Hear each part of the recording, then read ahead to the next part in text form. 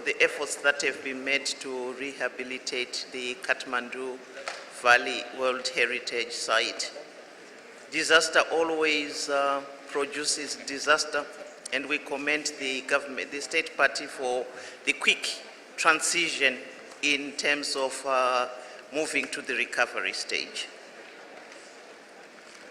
The state party is requesting time to work on the rehabilitation of the monument following the conservation, rehabilitation and reconstruction guidelines that were passed for earthquakes and affected monuments that was adopted in 2016. These are new guidelines that the government has set up, and they are requesting the committee to give them time to implement them. Zimbabwe supports this request for the postponement of a decision in order for them to begin to implement the guidelines. The state party has shown its ability to externally mobilize resources, externally as well as internally, and to involve local communities without the site being listed as being in danger. It is therefore important that the committee feels comforted or assured that the state party is able to raise the resources as evidenced in the current efforts that have been reported. Thank you, Madam Chair. Thank you very much, Madam Ambassador. Ladies and gentlemen, dear colleagues, may I ask you to have your bilateral consultations outside the meeting room so we can have a safe, for the sake of our deliberations. Thank you very much. Now I give the floor to the representative of Tanzania. Madam Chair, our information is the government of Nepal has taken measures to reconstruction of the Kathmandu Valley World Heritage Site, which was damaged by the earthquake in 2015. The reactive monitoring mission was published on 27 June, that is 1 week before this meeting. And according to Nepal, they've submitted their plan and drawings to the center. Nepal therefore requests the committee to consider the state of conservation at its next meeting. Thus, my delegation supports the amendment submitted by Philippines for the draft decision. The state party is committed to working together with the center for the safeguard of OUV of the property. I thank you, Madam Chair. Thank you very much. I give the floor to the representative of Indonesia. Thank you, Madam Chair. Indonesia would like to appreciate the Secretary and the advisory body for the report. We would like to refer to page 45 of the report on the Joint World Heritage Center, ICOMOS, ICROM Reactive Monitoring Mission to Kathmandu Valley in November 2015. It was stated in the report that the mission is of the view that more time is required to demonstrate the state party's capacity to mitigate the threats of the property. It was clearly stated in the mission report that the committee may also wish to reconsider whether to inscribe the property on the list of the World Heritage in Danger at its 41st session in 2017, after a further mission has helped to define corrective measures and to ascertain the progress accomplished by the state party. In this context, we think that it is appropriate to give the opportunity to the state party to continue the corrective measures for another year. Therefore, we would like to propose the postponement of the decision of putting the Kathmandu Valley into the World Heritage List in Danger until the state party convey the progress report at the next session of the committee meeting. Thank you, Madam Chair. Thank you very much. Representative of Finland. Thank you, Madam Chair. The catastrophic earthquakes that hit Nepal in April-May 2015 resulted in a typical example of a situation where a list of World Heritage in danger would serve as a tool for the state party to receive as much international support as possible. As a result of the useful discussions with our distinguished colleagues from the State Party of Nepal, we fully understand their point of view concerning the situation. However, Finland considered the damage caused by the earthquakes to the property to be so massive that international awareness raising is needed to provide the necessary support to the state party. Finland supports the draft decision to inscribe the property on the list of World Heritage in danger. Thank you. Thank you very much, Finland. Representative of Azerbaijan. Thanks, Madam Chair. First of all, we would like to express our warm gratitude to Joint Monitoring Mission of World Heritage Center ICOMOS and ICROM for their hard work and very detailed report. All of the points should be considered to the attention during reconstruction of damaged results of disaster. Secondly, our warm gratitude to the State Party and relevant organization for their fruitful work in the very short time during 5-6 months. All the works for reconstruction of damages results were clearly given as the report of State Party provided to World Heritage Center by the 1st February. According to last provided information of State Party, Government of Nepal has adopted the conservation, rehabilitation, and reconstruction guidelines for the earthquake-affected monuments. Government of Nepal has already selected contractors and they already started their work in their respective sites. Department of Archaeology has already sent the approved plan and designs of monuments and temples to World Heritage Center. Taking to the consideration of great and hard works of State Party and relevant international organizations, welcoming of Government of Nepal to continue monitoring of reconstruction and taking to the consideration that last mission was 9 months ago and a lot of works were done after the 2015 year's mission to the site, we suggest to postpone this point of the consideration of the item to the 41st World Heritage Committee in 2017.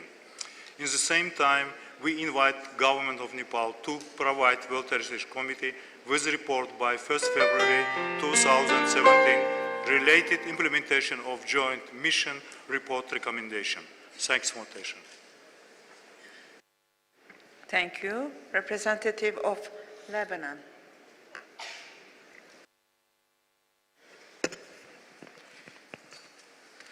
Thank you, Madam Chair. Last time when we were in Bonn, we were all shocked by the images of destruction, the loss of human lives, and the social drama that struck Kathmandu due to the earthquake. We were intending to inscribe Kathmandu Valley on the list in danger, thinking that this would mobilize the energies to launch the process of recovery and reconstruction. However, some members of the committee wanted to postpone the decision 1 year in order to send a UNESCO mission to assess the damages that affected the property. We thought this was useless since the images of the destructions were in all the world media, but we agreed with the postponement in order to reach consensus. I don't know if you are aware of what happened in the media after the committee took this decision. I was ashamed to read in some papers articles making fun of UNESCO, saying that the whole world has seen Kathmandu destruction except UNESCO experts who, like ostriches, bury their heads in the sand. The UNESCO mission went to the site. Its report recognized that excessive damage have affected the site, threatening the AUV of the property. Nevertheless, we hear again the same voices in the committee asking to send a new mission and to postpone again the inscription of the property on the list in danger. I am sad to notice that once again we are burying our heads in the sand, and once again the credibility of our committee and the image of UNESCO in the eyes of the public will be affected. Thank you very much. Now I give the floor to the representative of the Republic of Korea. Thank you, Madam Chair. The devastating effects of the earth which took place last year was of an enormous scope, and we commend the State Party of Nepal for putting in all their efforts into the continuous conservation and recovery of the heritage under such difficult situations. The mission report, covering many aspects of the recovery plan and restoration projects, have made important observations, especially in matters relating to maintaining the authenticity of the heritage. We believe that putting the heritage in danger list is to act as the positive stimuli for the conservation of the heritage. In this light, taking into consideration of the current situation of Nepal, we would have better give more time to Nepal rather than to put the heritage in the list of heritage in danger. Thank you.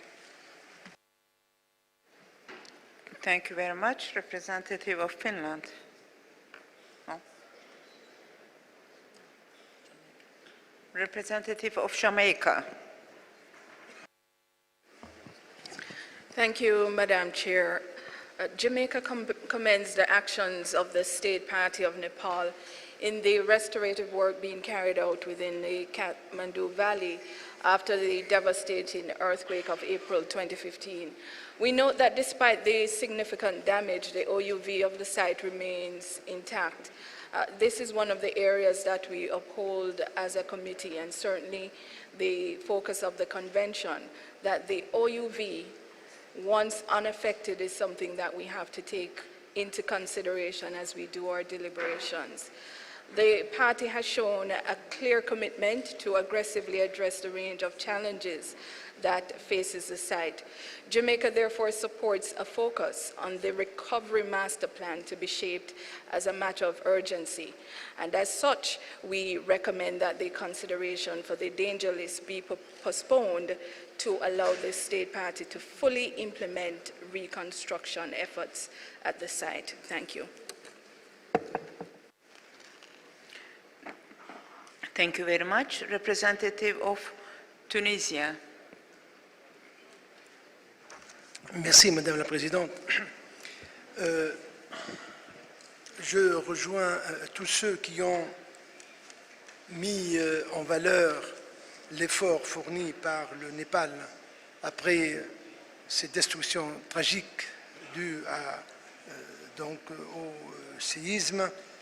Et on se rend compte qu'en peu de temps, depuis 2015 jusqu'à maintenant, le Népal a tout de même engagé avec les organisations consultatives, mais aussi avec des pays voisins et amis, des consultations, mais aussi des contrats même, contrats destinés à engager un début de restauration et de réhabilitation. Je pense que pour l'heure, tout n'est pas parfait, mais il faudrait quand même retenir que l'État partie a quand même fourni un effort assez rapidement pour essayer de dépasser cette situation. Je pense qu'il serait bon d'encourager davantage l'État partie et de donc reporter la décision de le mettre en danger pour décembre, pour la session prochaine, moyennant cependant l'envoi d'une mission sur place pour analyser, évaluer les dégâts et surtout le degré et l'état d'avancement des travaux pour donc réhabiliter l'ensemble de ces monuments. Merci. Thank you. Representative of Kazakhstan. Thank you very much. The report of the reactive monitoring mission has been sent to the state party very recently, and we think that the government of Nepal needs to study this report and incorporate recommendations to improve the current situation. Considering that, as well as continued monitoring of the work of reconstruction, we would like to support the views expressed by the previous speakers not to inscribe the Kathmandu Valley on the list of World Heritage Endangered during this session in Istanbul, and postpone consideration of this item to the 41st session of the committee. Thank you. Thank you. Representative of Turkey. Thank you, Madam Chair. I will be rather brief. I carefully heard what, in ideal terms, if not utopic, the distinguished representative of Lebanon had said. I also listened to Jamaica and several other earlier speakers on the need of Nepal to be given more time to put its act together, to initiate or further evolve the reconstruction and rehabilitation work. Madam Chair, it is obvious that natural disasters are main threats for conservation of properties to be considered and dealt with carefully. Possible negative impacts of urban development projects can be managed to a certain extent if there exists a strong political will, but it's generally hard to predict the losses that natural disasters may cause. Therefore, risk management policies and techniques need to be taken into consideration by the state parties within their plans and projects, and necessary precautions should be taken before any tragic loss. In this particular case, Madam Chair, we welcome with appreciation the efforts of the Nepali authorities and the other bodies for the post-earthquake emergency works. We also applaud the international community for their forward action with grants and donations and technical resources in support of Nepal. We realize there is some progress already in terms of awarding the contracts and choosing the sources of procurements in implementation of the immediate measures. We would be very happy to hear from the Secretariat the level of progress in these areas. In other respect, Madam Chair, we would rather sympathize because of the fragile nature of Nepalese economy and the devastating scale of the destruction caused by the earthquake, to give another year to the state party in implementation of its actions. Thank you. Thank you. Representative of Peru. Muchas gracias, señora presidenta. Creo que prácticamente la totalidad de las delegaciones que han intervenido han puesto de manifiesto dos elementos que el comité debería ponderar. Por un lado, los efectos devastadores del terremoto del año 2015 y de sus efectos en la destrucción de elementos del patrimonio del Valle de Kathmandu. Y en segundo lugar, creo que todas las delegaciones también han coincidido en que el BUE del bien se preserva esencialmente y que el gobierno ha hecho una serie de esfuerzos, quizás no los suficientes, quizás no los que se esperaban, pero que denotan una voluntad de concurrir con la comunidad internacional a un proceso de recuperación del bien. El plan de recuperación ha sido entregado por el Departamento de Asuntos Arqueológicos al centro.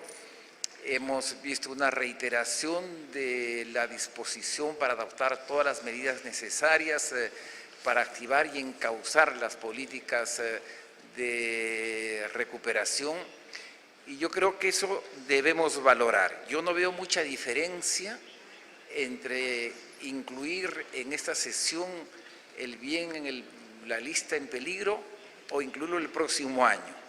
La diferencia es que si la incluimos en el 41 periodo de sesiones, si es que la situación persiste, habremos tenido 12 meses más, primero, para ver los resultados de una nueva emisión y, en segundo lugar, para que la interacción entre el centro, los organismos consultivos y el gobierno de Nepal puedan dar resultados importantes en materia del fortalecimiento de sus propias capacidades nacionales. Por esa razón pensamos que creo que la racionalidad de la situación nos debería llevar a postergar al 41 periodo de sesiones la posibilidad de incluirlo en la lista en peligro. Gracias, señora presidenta.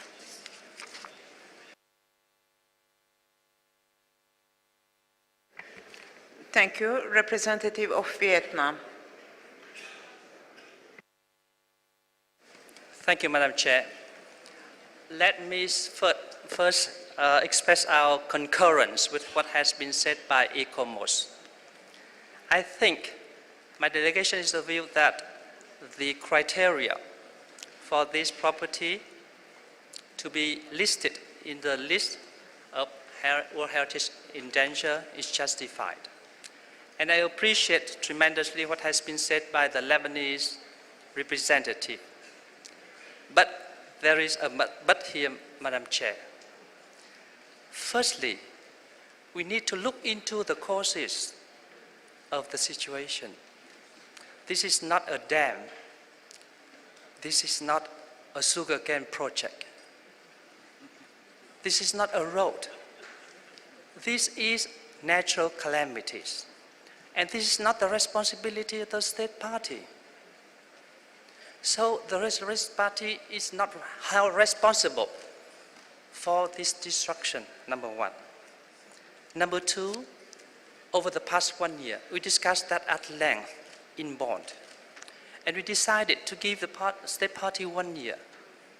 My question is, over the past 1 year, does the situation get worse? Or is it improving?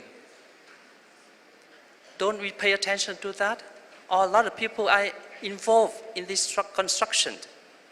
So progress should be acknowledged and recognized.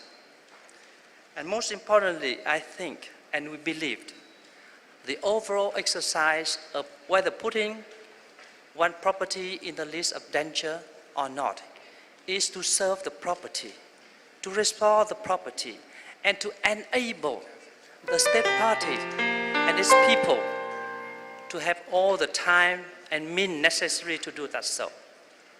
With that, my delegation is of the view that this is not a question of 1 year. It's not a question of postpone 1 year, postpone 2 years, the deliberation of this point. But given the characteristic and the exceptional nature of this property, of its destruction, we need to listen to the view and desire of the state party. And I think that we can do that, we can put it in the list only when the state party is convinced that it's time for them to put it in the danger list. Remember that getting out one property out of danger list is so difficult. We have witnessed that with the property of Georgia. Thank you, Madam Chair. Thank you very much. Representative of Poland. Thank you, Madam Chair. The list of World Heritage in danger is that tool the committee has to drag attention and to mobilize international community to help state parties to come over difficult situations, especially after tragic events. We will stay in consensus with the majority, but we think that the property should be on the World Heritage list in danger. Thank you. Thank you. Representative of Burkina Faso.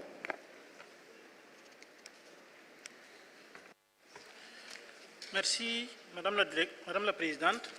Alors, j'allais dire à la suite de l'intervention du Vietnam sur le sujet que mon intervention était sans objet, mais permettez-moi quand même d'insister sur un fait particulier que je note avec satisfaction, c'est qu'effectivement, il s'agit d'une catastrophe qui ne dépend pas forcément de la volonté du pays de vouloir mal gérer le bien. Par conséquent, je crois pouvoir dire que les instruments qui servaient à la gestion de ce bien sont toujours là.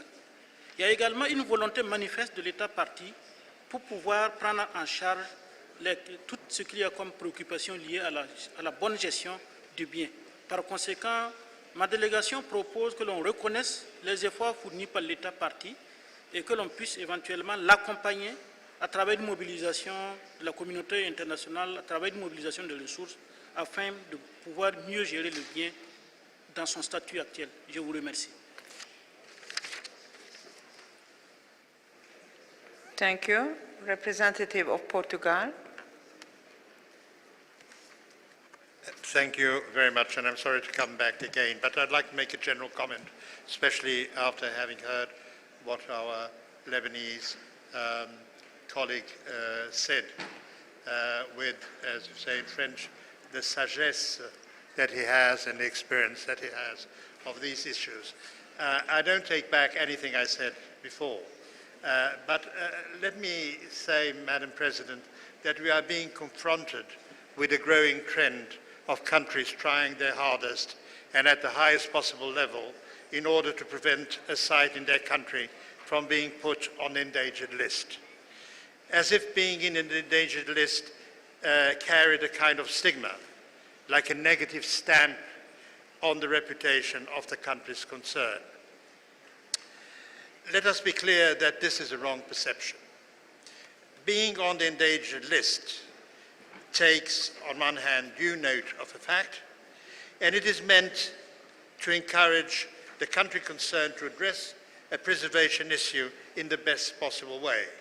It creates, I believe, an appropriate environment for closer work between the country concerned, the advisory bodies, and all relevant stakeholders to address a particular issue related with the safeguarding of heritage listed property, which was put on the list on the initiative of the same state.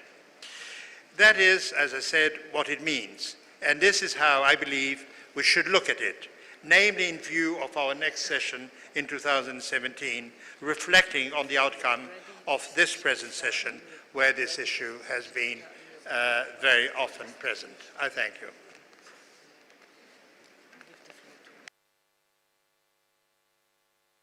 Thank you. Representative of Lebanon.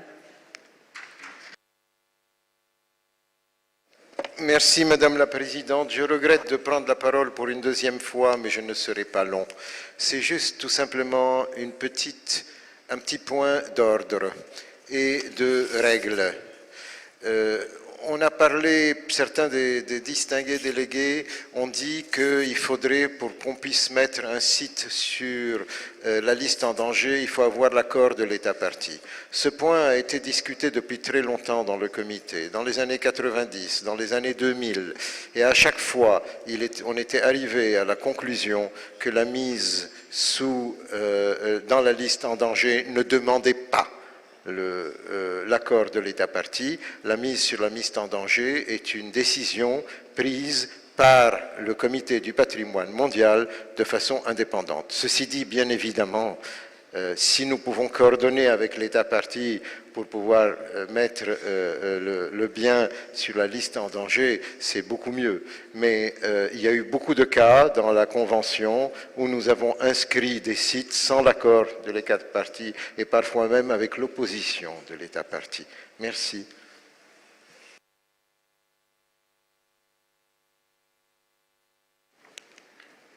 Thank you very much. I see no more requests from the members of the committee. Peru, you have the floor. Muchas gracias, señora Presidente. También muy breve y en relación a lo señalado por el Líbano. Es obvio, es claro, es jurídico y es interpretación auténtica que el envío a la lista en peligro no requiere, evidentemente, el consentimiento ni la aceptación del país parte donde se encuentra el bien. Me parece que es muy pertinente reiterarlo, pero quisiera señalar que los países que nos hemos pronunciado a favor de una protección del bien a partir de los elementos cooperativos que están previos a la inclusión en la lista en peligro, no hemos asumido esa hipótesis equivocada de que se requiere la aceptación del país parte. Por esa razón, señora presidenta, quiero representar la opinión de los países que se han expresado en el sentido que posterguemos al 41 periodo de sesiones la posibilidad de que el bien sea inscrito en la lista en peligro, obviamente en el entendido que ha señalado el embajador del Líbano. Muchas gracias.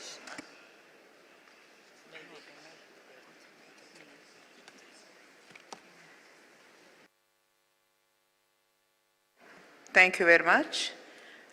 I see no more requests from the member countries, so I give the floor to the state party representative of Nepal. Thank you, Madam President. Madam President, distinguished members of the committee and delegates. First of all, my delegation would like to congratulate you on your well-deserved election to the presidency of this August committee and appreciate the arrangements the government of Turkey has made for this meeting. We wish this meeting a great success. I express my sincere gratitude for the valuable comments and inputs provided by the members, and we have noted them well. In order to save a valuable time, I just want to respond to the queries made by the distinguished members and comments made by the ECOMOS expert and provide the update on the state of conservation of the property. I have the honor to reiterate the commitment of the government of Nepal as state party to the 1972 World Heritage Convention. We do not deny that the earthquakes of the last year have damaged our various cultural monuments. In view of the magnitude of devastation caused by the earthquakes, Nepal has taken necessary measures to respond to the emergency situation from the beginning and made serious efforts to develop its national plan and program. We have shared our plan, process and progress with the World Heritage Center and the advisory bodies, including the reactive monitoring mission. The mission visited Nepal in October last year and we received its report just a week before this committee's meeting. Thus, we are currently studying the report. We have submitted our recovery plan and the drawings to the World Heritage Center. We hope the center will give us its commitment for further improvement of our plan. We understand the fact that besides the emergency relief and rescue operations, the government of Nepal has developed a 6-year plan and established necessary institutional framework during the last year. Reconstruction, reparation, and rehabilitation work have already begun, and we have informed this to the World Heritage Center as well. Regarding some specific issues such as public tenders, use of material, and technology, we believe that we can work out later stage while further taking necessary measures as appropriate to maintain OUB. Nepal enjoys excellent cooperation with UNESCO and its office in Kathmandu and the World Heritage Center. We welcome further cooperation in future and take into account the view of the experts for further improvement of our work with a view to maintaining the outstanding universal value of the World Heritage property Kathmandu Valley. We would highly appreciate understanding and cooperation of the committee members about our commitment and work on the property inconsistent with the operational guidelines to maintain the property's OUB. Thank you. Thank you very much. I see that the majority of the member countries is in favor of postponement of the inscription on the list of World Heritage in danger. Now I would like to turn to our rapporteur, Mrs. Zhou, to present the draft decision 40Com 7B41. Thank you, Madam Chair. Sorry. Oh. Secretariat would like to add something. Madam Chairperson, I think we would first like to comment some of the questions raised by the committee members and also clarify some information.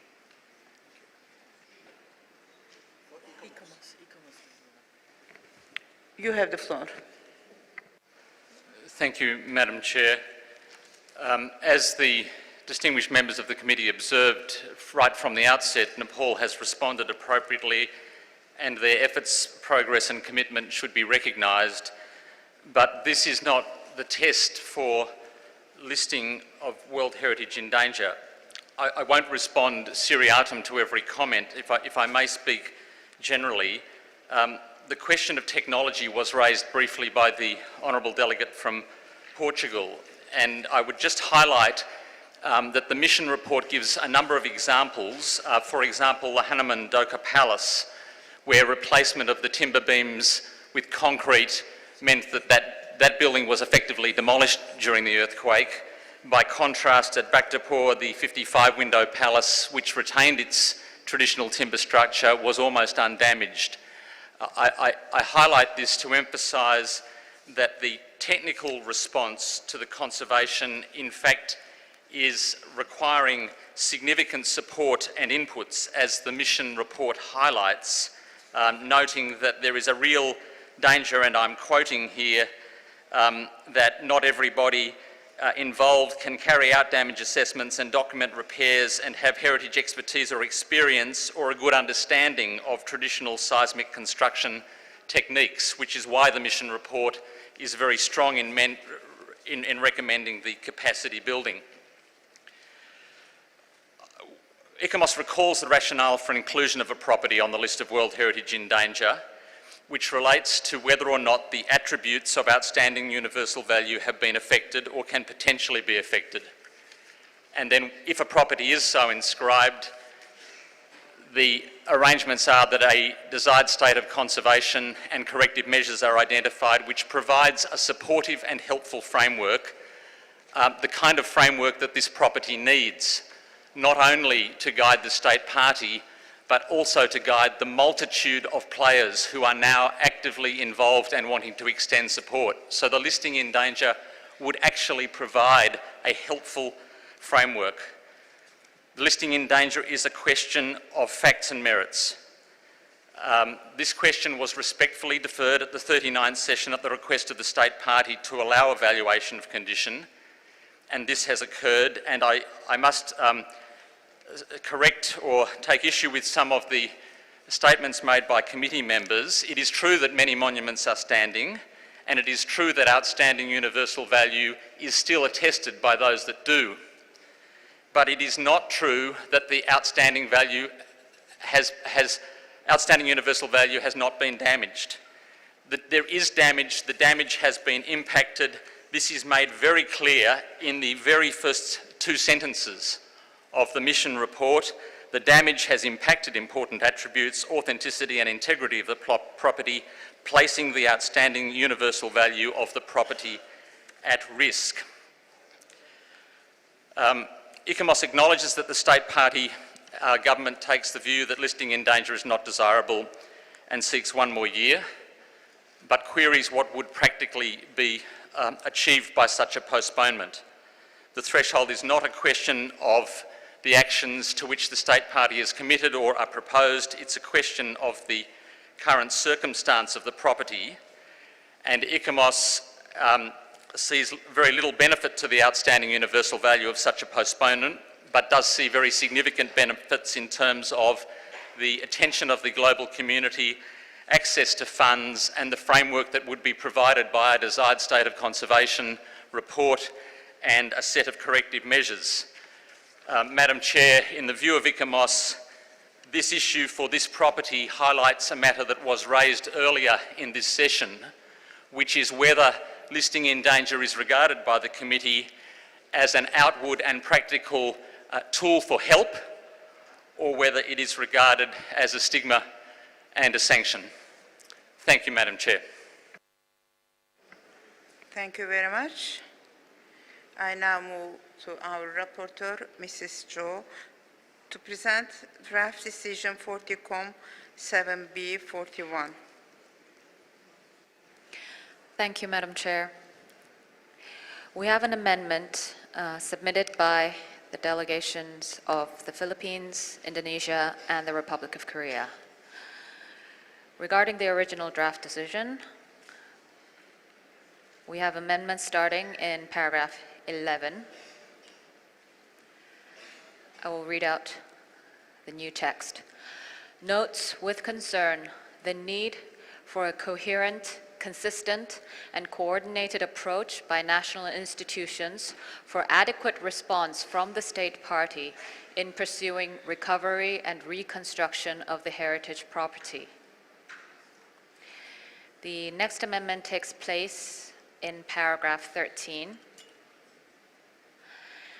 Taking into account all of the above-mentioned potential threats and the ascertained threats to the property's OUV caused by the immediate impacts of the 2015 earthquakes, requests the state party to invite a reactive monitoring mission to further define corrective measures and to ascertain the progress accomplished by the state party.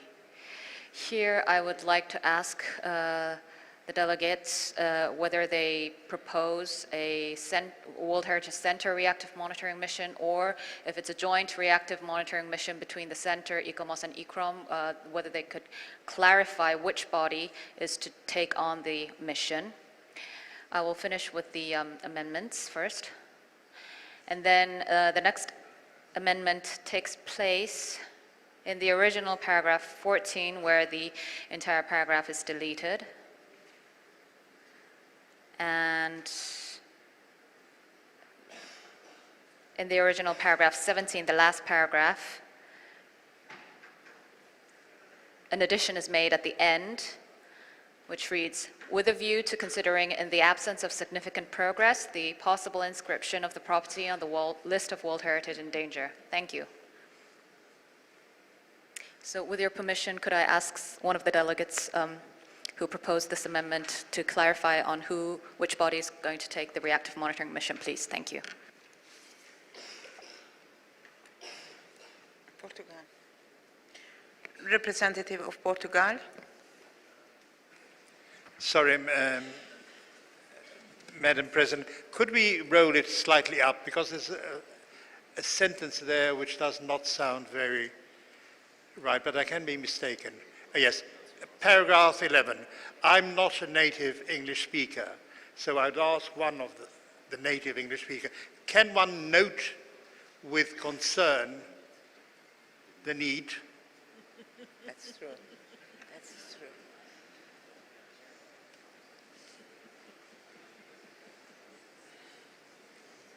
true. Madam President, through you, perhaps just this piece of clarification. Thank you.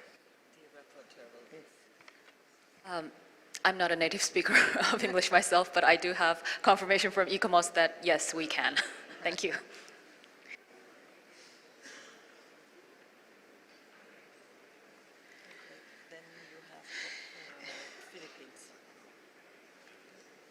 Representative of Philippines. Thank you, Madam Chair. Concerning the question of the rapporteur on the reactive mission, I think we refer back to the World Heritage Center or to any of the advisory bodies if what would be the best way to, the best composition for that mission. Thank you. Thank you, Madam Chair. Following the past practice, normally it's a joint World Heritage Center and ICOMOS or ICROM as the advisory body's joint reactive monitor mission. But again, it's for the committee to decide, but in the previous mission was carried out by the Center, ICOMOS, and ICROM. Thank you.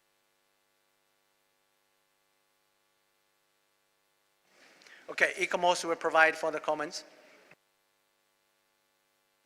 Thank you, Madam Chair. I think if there is to be a joint reactive monitoring mission within the scope of this revised decision, it should definitely include both ICOMOS and ICROM. As I indicated in my remarks in reply, the question of capacity building and training in appropriate technologies for this challenging circumstance is absolutely critical. Thank you, Madam Chair. Thank you very much. Is there any objection to the proposed amendments and the draft decision? I see none. So I declare decision 40Com 7B41 adopted as amended.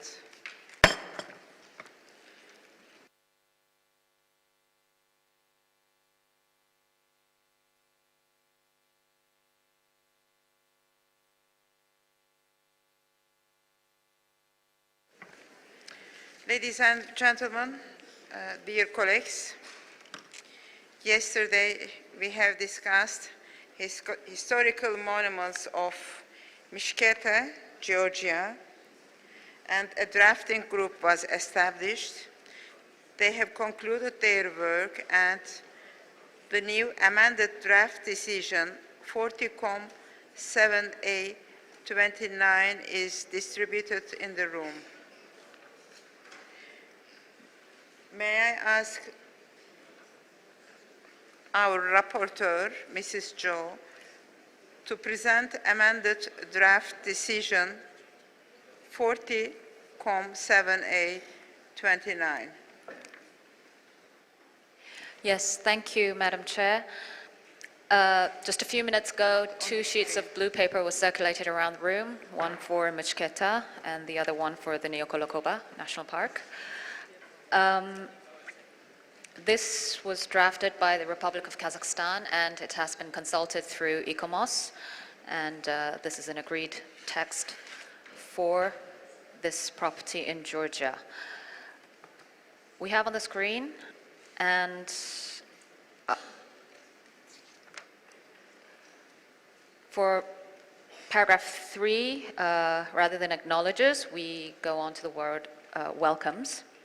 Paragraph 4 notes the measures taken by the authorities to guarantee protection to the property through the decree on the moratorium on urban development and land privatization, as well as a revised ULUMP, which has yet to be finalized and implemented in accordance with the World Heritage Center and ICOMOS recommendations. Excuse me. I'm sorry to interrupt you, but this is yesterday's version. This is not the last version that was presented today.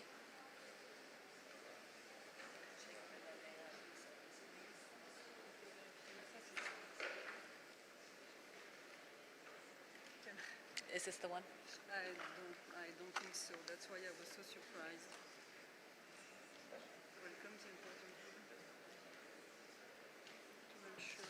It's just wrong on the screen, but Okay, I'll just read it on the screen. Okay, I have the dates. Then they circulated the wrong. Okay. Okay. Yeah. Okay.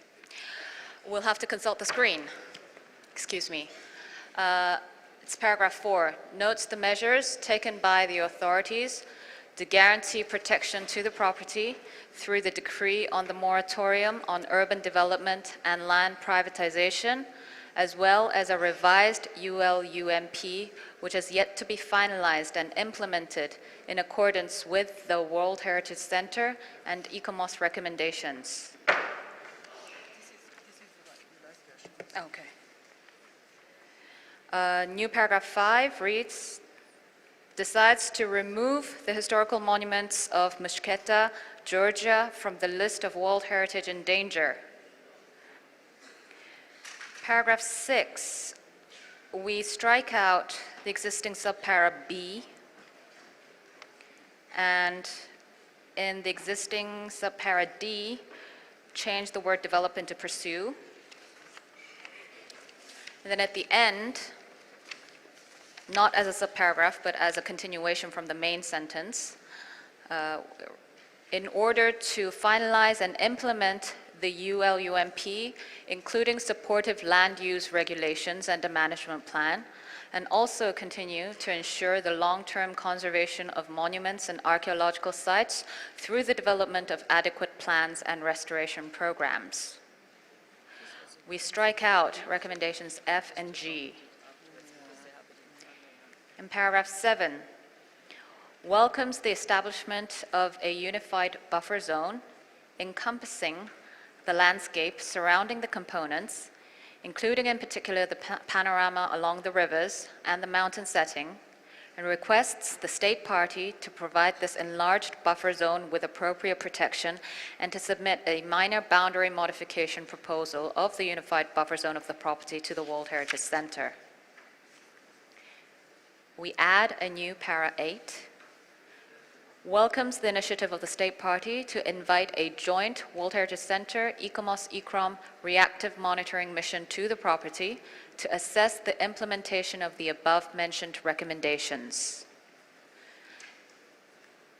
Para 9 also requests the State Party to submit to the World Heritage Center by 1st of February 2017 an updated report on the state of conservation of the property for examination by the World Heritage Committee at its 41st session in 2017. And then the last paragraph is deleted completely. Thank you very much. Thank you very much, Mrs. Joe. You all have in front of you the amended draft decision. Is there any objection? I see none. I declare decision 40-7A29 adopted as amended.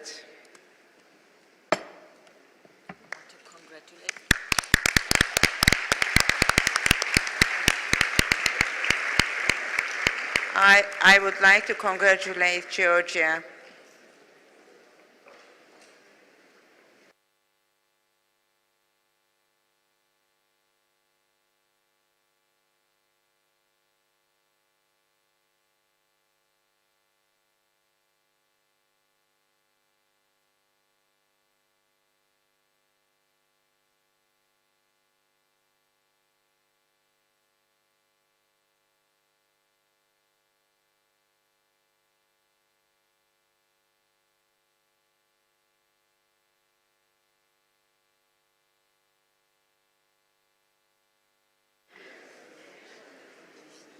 I now invite Mrs. Juni Han, Program Specialist at the Asia Pacific Unit of the World Heritage Center, to present the next report.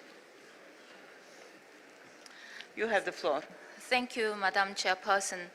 A summary of the conservation issues for the property, Fort and Shalimar Gardens in Lahore is available in working document 40-7B ed on pages 53 to 55 of the English version and on pages 56 to 58 of the French version. The item was proposed for discussion in view of the current Orange Line Metro train project. It should be noted with appreciation that the State Party has made efforts to undertake the necessary conservation works to improve the state of the monuments in the fort and gardens, and that it has also taken steps to revise the conservation plan. However, in spite of the committee's repeated requests and recommendations of the past reactive monitoring mission, an enlarged buffer zone has yet to be defined, which would allow the State Party to adequately manage and control encroachment and urban development at the property.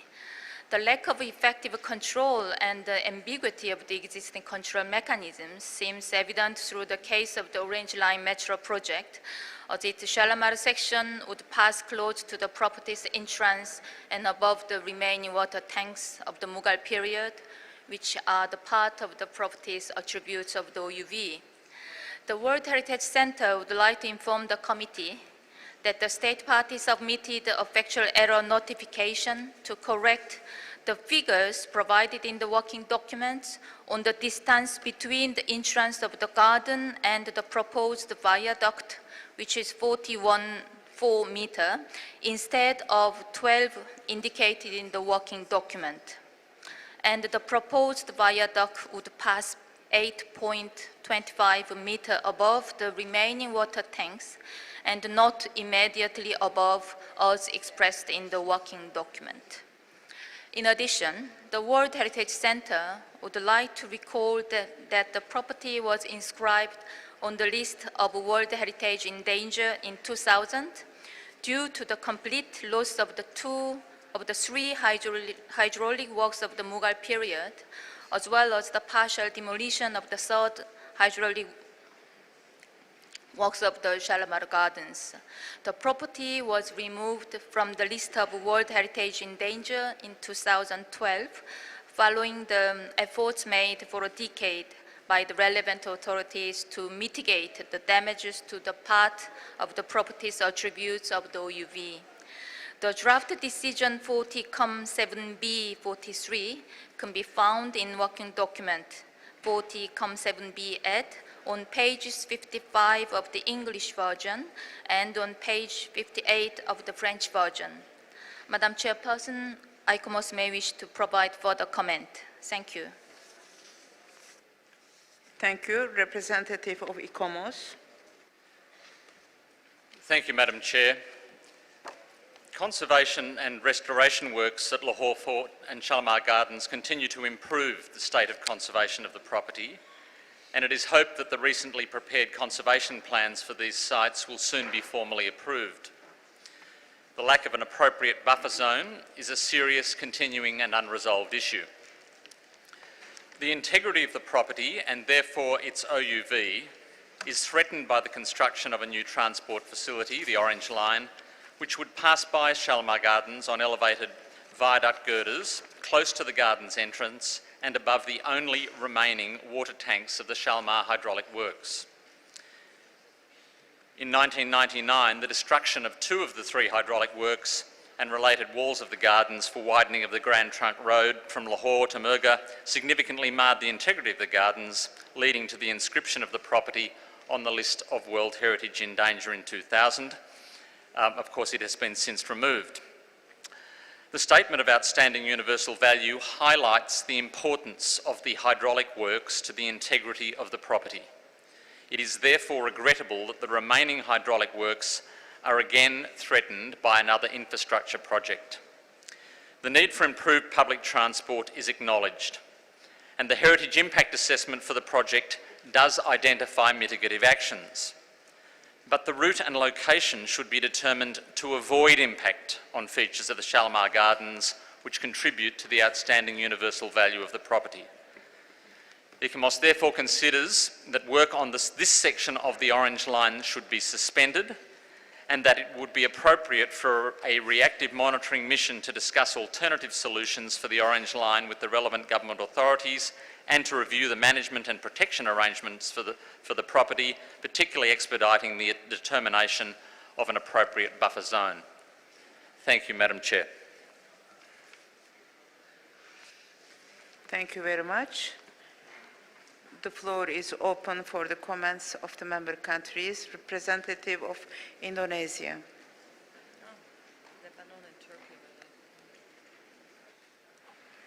Thank you, Madam Chair. Indonesia appreciates the Secretariat for the report.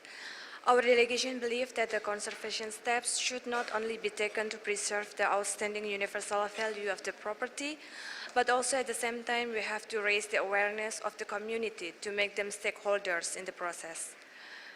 Nevertheless, we are positive that the government of Pakistan is undertaking the measure with full responsibility, and we believe that there is a need for a better understanding of the case. Therefore, we would like to request that floor may be given to the Pakistan to further clarify the issue raised in the report, including the development of the mass transit project, the Orange Metro train line, and the property. Thank you. Thank you very much. Representative of Lebanon.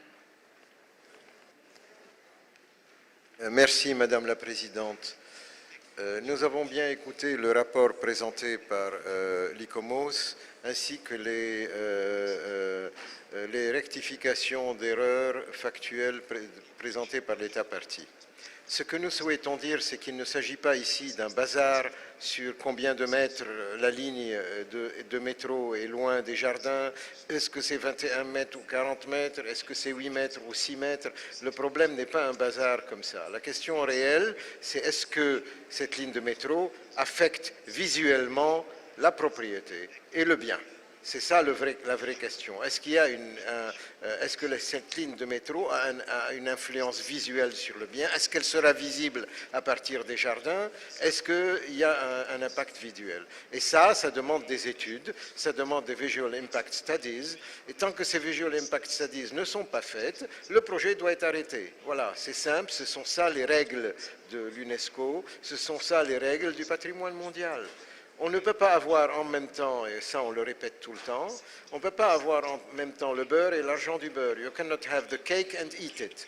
Either you want to have your site which is preserved and its values are preserved, or you want to have the metro. I mean, and if you don't, if you have, or you take the metro and you put it outside. I mean, you can't have everything. Thank you. Thank you. Representative of Turkey. Thank you, Madam Chair. We also would like to thank the Secretariat and the advisory body for their complementary information and the detailed report. Particularly, we underline what has been corrected based on information provided by the State Party regarding the distance between the project infrastructure and the heritage area. We believe that, Madam Chair, state parties hold primary responsibility for ensuring the preservation of heritage sites, and the economic activities should be balanced with the conservation measures. The aesthetically pleasing heritage sites like Shalimar Gardens and the Lahore Fort are part of a global heritage, and we are hopeful that the government of Pakistan will undertake all measures to ensure that the outstanding universal value of these sites are retained. We have read the report, and now we have also been informed by the State Party that the report and analysis contain a number of serious factual errors. Evidently, the recommendations in the draft decision were based on the implications of this information that has now turned out to be in need of correction. We believe this also necessitates a review of the entire analysis and reframing of the draft decision. Having gone through similar experiences, we can fully understand the development imperative of an under or rapidly developing country faces. We are hopeful that best efforts are made by state parties to strike a viable balance. I underline, to strike a viable balance between conservation aspects and economic development requirements.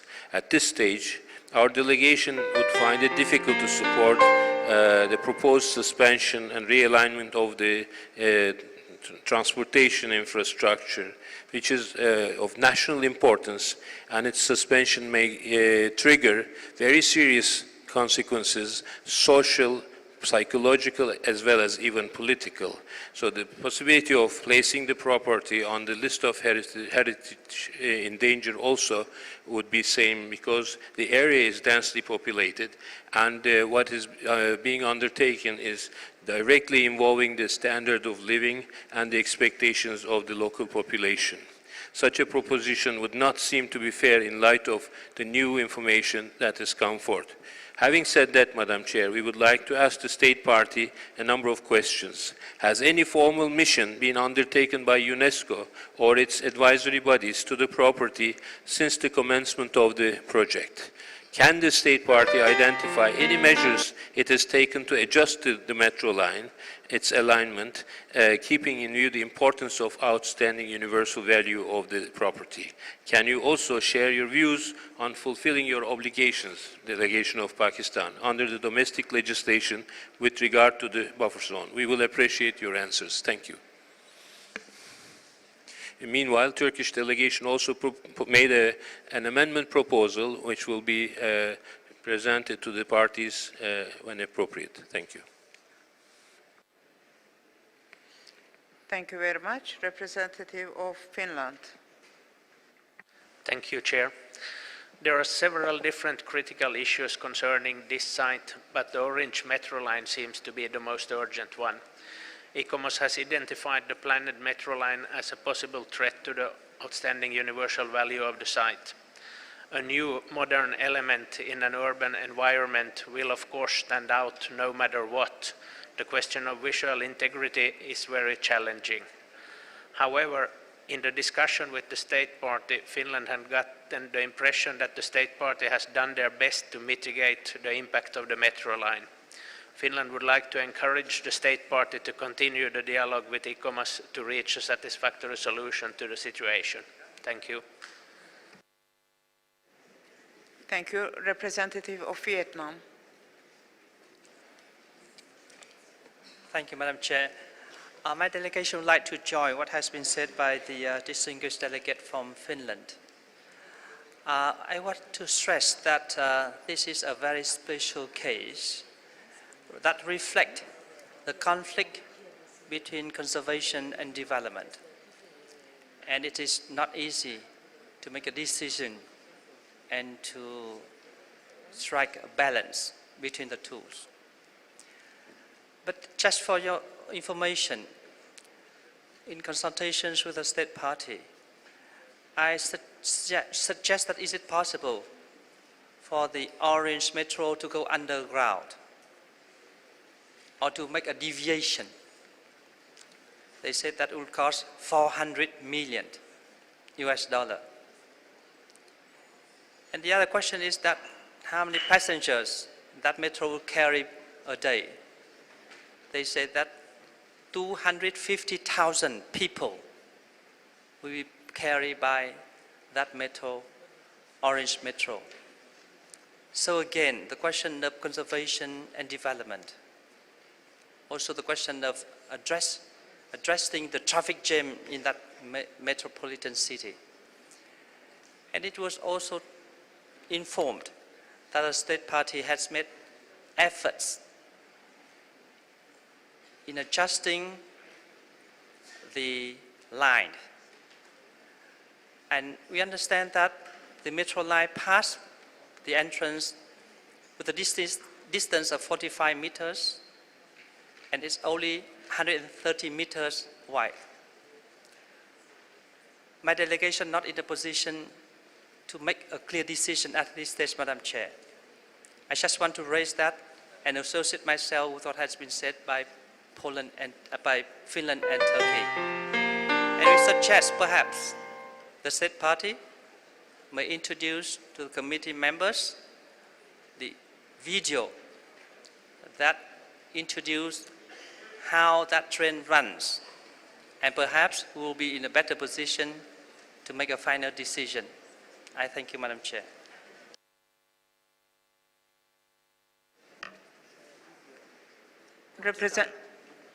Representative of Azerbaijan. Thank you. Thank you, Madam Chair. We commend state parties' efforts to study and to mitigate potential impact of construction to this property. We acknowledge the fact that Director General of Archaeology, after 3.5 months of assessment and research, gave its permission for the construction. And we also acknowledge that there are some factual errors mentioned also by other speakers, which do not allow us to assess current status of the construction and its impact. And with this in mind, we are much in favor of inviting World Heritage fact-finding mission on site to verify this fact. And we believe that results of this mission should be brought to the committee at its next session for consideration. Our position is going in the same line with Turkey and other speakers, that we need also to take into account social and economic background. Thank you. Thank you. Representative of Portugal. Thank you very much, Madam Speaker. Madam President, sorry. I was not going to intervene, but a number of comments have made me place a number of questions, if you allow me. I think that we we will have, we already had, and we will have still situations on which we have to decide that have where this tension between social and economic development and effective protection and preservation of historical sites will be present. We had it with Liverpool. I think we'll have it further down the line with Vienna, and others will come along. So my wish is to stay as coherent and consistent in addressing this issue and not have a kind of different criteria for each, for the way we treat each different situation. But we'll come to that. Now, my questions for you, Madam President, to ICOMOS are first, and I'm sorry for my ignorance, what is the difference between, because I'm looking at the draft presented by the Turkish delegation, what is the difference between a fact-finding mission and a reactive monitoring mission? But my other question is, there has been several delegates have mentioned factual errors, and I look forward to the Pakistani intervention further on, where I believe they will address this issue of the factual errors. But my question through you to ICOMOS at the end of this day is, to what extent do these factual errors alter the evaluation that ICOMOS made on this issue? I thank you. Thank you very much.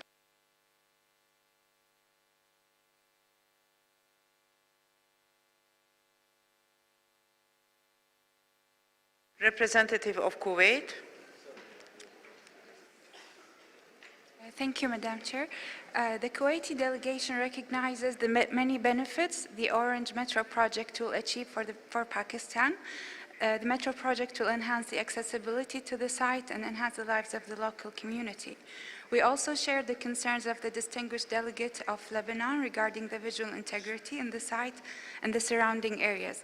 The Kuwaiti delegation would also like to support the position of the Turkish delegation. Thank you very much. Tunisia. Representative of Tunisia.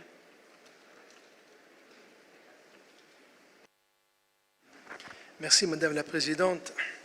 Nous voilà devant un cas par excellence de l'adéquation entre le développement durable et la conservation du patrimoine.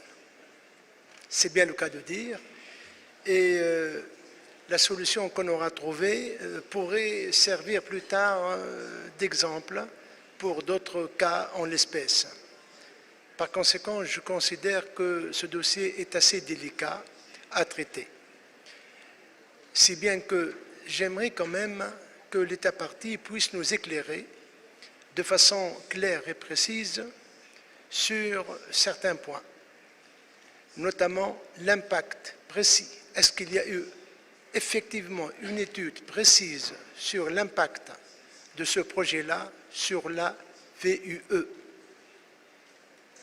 Et si l'État partie accepte ou bien sollicite la venue d'une mission réactive pour qu'elle puisse voir sur le tas réellement l'impact sur un potentiel impact négatif sur le patrimoine mondial. Merci.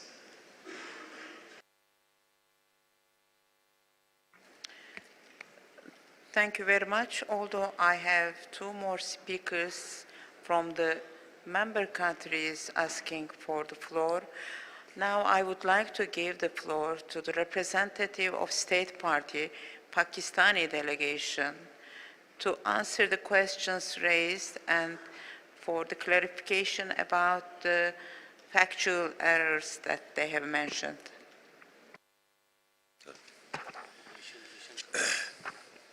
Madam Chair, honorable members of the World Heritage Committee, thank you. I'll briefly touch upon the core issue of the errors which led to unrealistic and unfair recommendations in the paper. I would draw the attention of the Secretariat as well as the honorable members of the committee that it was very clearly stated at page 31 of the State of Conservation Report submitted to UNESCO on 1st of April 2016 that the viaduct of the Orange Line project is passing at a distance of 22 meters from the southwestern corner of the Shalimar Gardens and 29 meters from the southeastern corner of the gardens. At page 14 of the report to UNESCO Part 1, a layout plan is attached, repeating aforesaid distances, further highlighting the fact that in front of the entrance to the property, this distance increases to 41 meters. We fail to understand why the drafters of the document assert that the Orange Line is passing at a distance of 12 meters from the property. In actual fact, Madam Chair, in order to preserve the inscribed property, we effected change in the alignment by displacing approximately 250 persons and incurred significant additional costs on account of land acquisition and infrastructure. This was done to make the property further safe from any negative effect on it. And not that it was originally threatened, but to make it further, to keep it further away, we made it safer for the property, that it doesn't get affected in any way at all. The report observes that the Orange Line metro is passing immediately above the remaining water tanks of the Shalimar Gardens. The factual position in this respect is that the distance of the alignment from the hydraulic works is 8.25 meters, and as such, the train line is not immediately above the remaining tanks. The report observes that the HIA failed to take note of or give proper importance to the buffer zone. Pakistan would like to point out here that when this property was inscribed in the year 1981, or even at the later stage, no buffer zone was prescribed at that time. Under Pakistani law, however, under the Heritage Act, the Antiquity Act of 1975, there is a provision called Section 22, which requires that whether public entity or private or public entity has to construct anything within 200 feet of a declared antiquity, they have to obtain a permission from the Director General of the Archaeology. It took us 3.5 months to satisfy them that in terms of vibrations, in terms of outstanding universal value, etc., nothing will be adversely affected. Unfortunately, incorrect information led to the drafters of the document to wrong conclusions and thereby making unjustified recommendations like stoppage of work on the project, inviting reactive monitoring mission to discuss alignment changes. As I mentioned earlier, the changes we have already effected. Any further change would involve a large number of dislocation of the people settled because this line is piercing through the heart of the city. In this situation, Pakistan strongly urges that this item may be deferred, and before its placement before the committee, a fact-finding mission may be sent to ascertain the present condition of the property and satisfy itself that the measures we have already taken are adequate to protect the property from any harm. In conclusion, Pakistan wishes to reiterate its unwavering commitment to the state party, as a state party to the protection of integrity and authenticity of the heritage sites.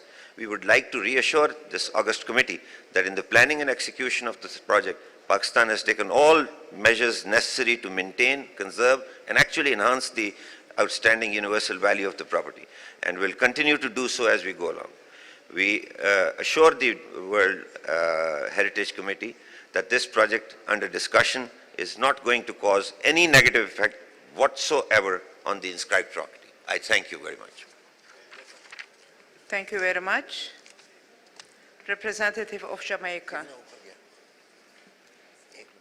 Thank you, Madam Chair. Inscribed in 1981, it is noted that this property was previously on the danger list from 2000 to 2012. Threats include encroachment and urban pressure, inadequate management mechanisms, lack of definition of boundaries.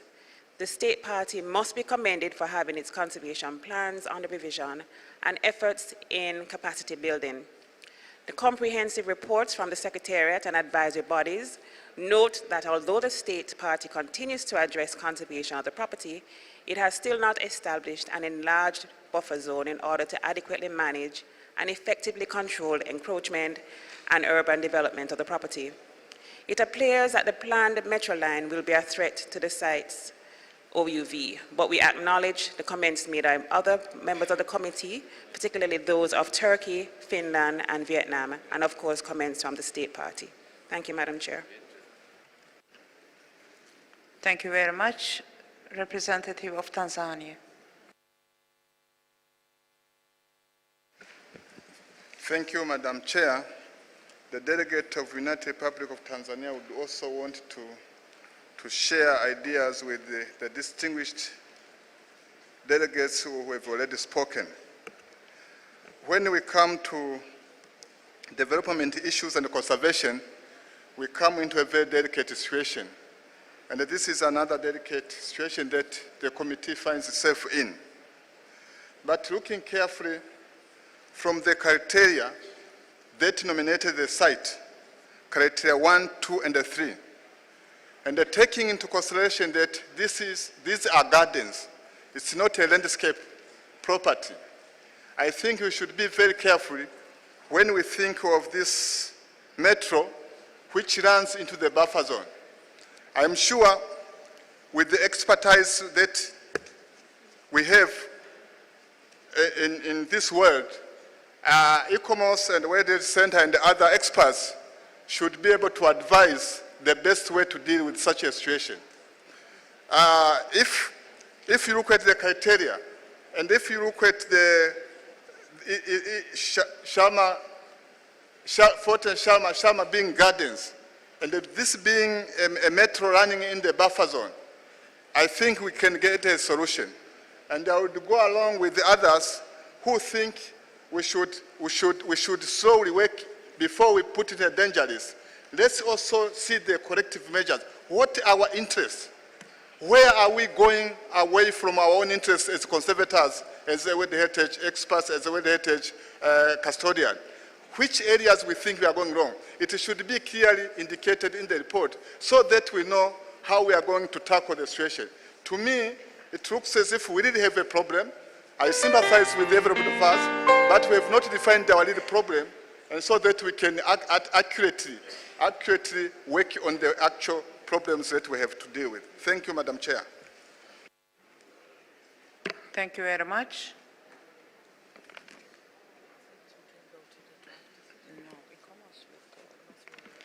Representative of ICOMOS. Thank you, Madam Chair. I think that the World Heritage Centre is going to answer the first question from the Honourable Delegate for Portugal about the subtleties in terminology between a fact-finding mission and a reactive monitoring mission. I think the comment that ICOMOS would make is that there is only any point in having such a mission if there is a genuine opportunity to change the project rather than just see what is already happening. With respect to the two factual errors that were highlighted by my colleague from the World Heritage Centre, it is true that the proposed elevated rail viaduct is further away than the 12 metres indicated in the State of Conservation report.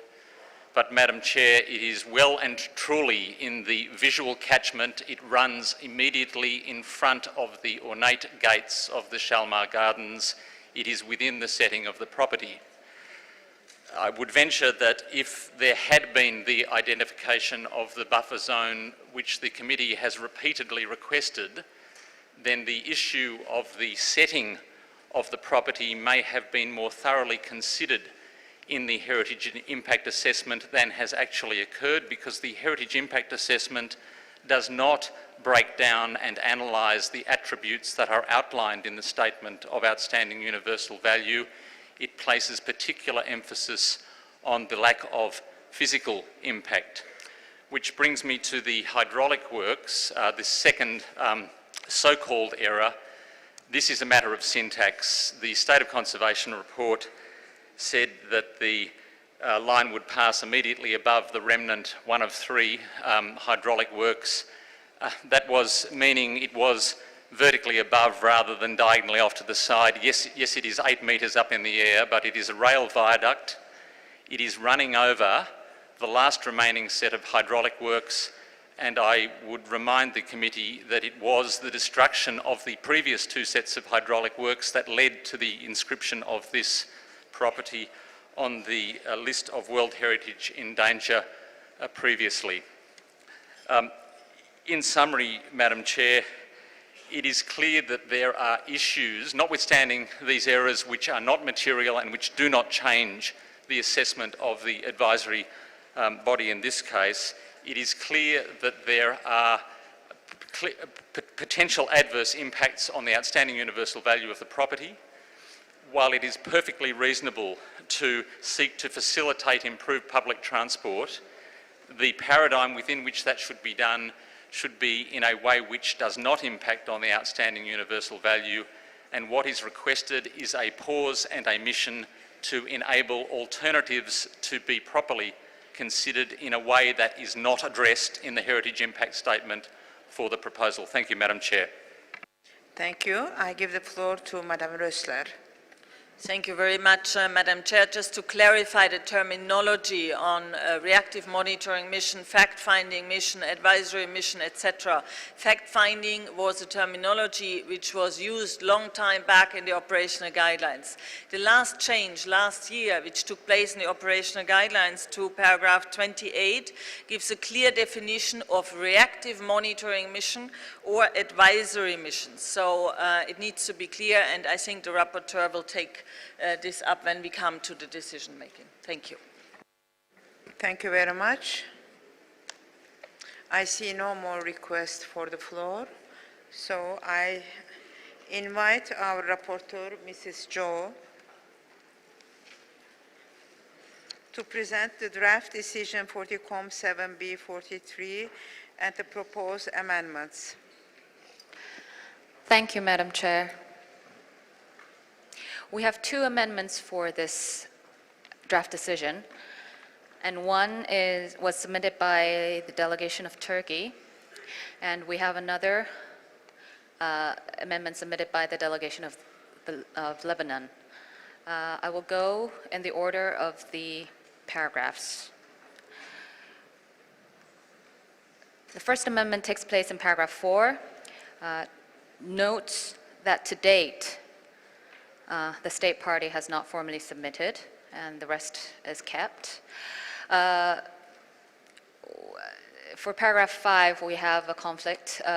Turkey proposed to delete the entire paragraph, whereas Lebanon would like to keep the paragraph as amended, and it reads, expresses its serious concern about the development of the Orange Line Metro and requests the state party to prepare a visual impact study of the project to be presented to the World Heritage Center and the advisory bodies before pursuing the works of the Orange Line Metro associated with the Shalimar Gardens.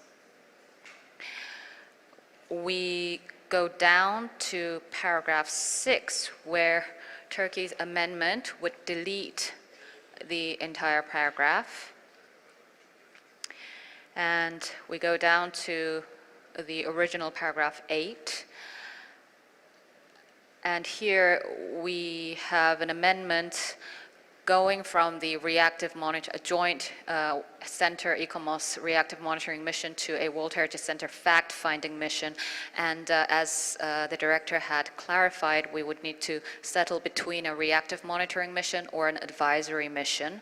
I would ask for guidance on that, to the property at its earliest convenience, to examine the Orange Line Metro project and to discuss the same with the relevant government authorities and to review the management and protection arrangements of the property.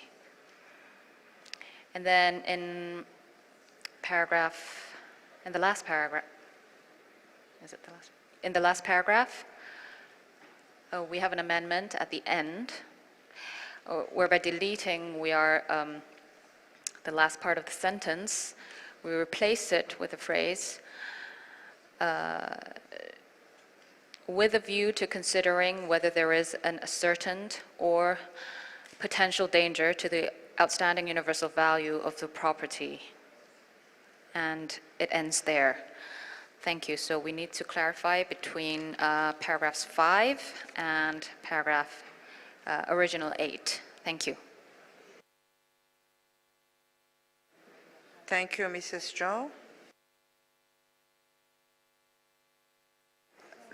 Representative of Turkey.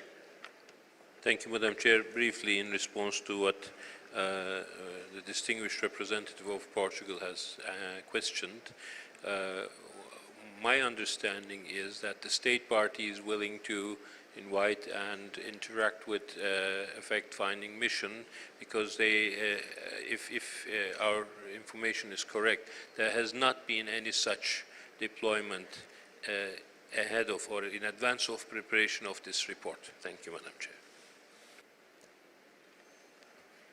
Thank you. Representative of Portugal. Thank you very much, and thank you for the answers to my questions. And I thank my Turkish colleague for his comment, but I think that, if I understand correctly, a fact-finding mission purely does not exist. So our option is between a reactive monitoring mission or an advisory mission, if that's the way I understand what I heard. So just to clear this point, our preference goes to a reactive monitoring mission, but we won't be, we will go along if there is a consensus in another direction. Now, going back to the central problem of there we are, of the Orange Line Metro, because I think that that is the central issue here. In fact, we would be favorable to keeping the original text with the suggestion made by our Lebanese colleague. Why would we like to keep the original text? Is because it makes it very obvious why the concern is there. And when you, independently of how many yards, of how many meters there are, which is quite irrelevant, the issue is that it passes directly opposite the entrance of the gardens and above the remaining water tanks. So I think that would be useful, that we could, it would make it more comprehensive to keep that on paragraph 5, and then I would support what our Lebanese colleague has proposed. Concerning the other alterations proposed by Turkey, I can go along with them without any problem. Thank you, Madam Speaker. Thank you. Representative of Finland. Thank you, Chair. Just shortly to support the amendment made by Turkey as amended by Lebanon and supported by Portugal. Thank you, Madam. Thank you. Representative of Poland.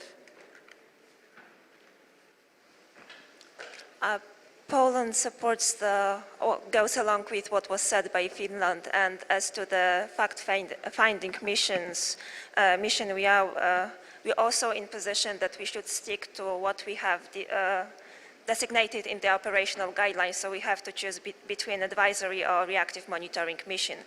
And as Portugal, we are for reactive monitoring mission in this case. Thank you. Thank you. Representative of Tunisia. Merci, Madame la Présidente. La délégation tunisienne souscrit à la position du Portugal, qui synthétise parfaitement bien le point de vue du Liban et celui de la Turquie. Merci. Thank you. Representative of Vietnam. Merci Madame la Présidente. Nous appuyons aussi le point 5 proposé par le Liban et Portugal. Et sur tous les autres points, nous sommes d'accord avec la Turquie. Merci. Thank you. Representative of Cuba. Gracias, señora presidenta. Cuba también quiere sumarse al apoyo a la propuesta general de Turquía y las adiciones hechas al párrafo 5 por Líbano, Portugal, Finlandia, Polonia, Tunisia y Vietnam. Gracias. Thank you very much.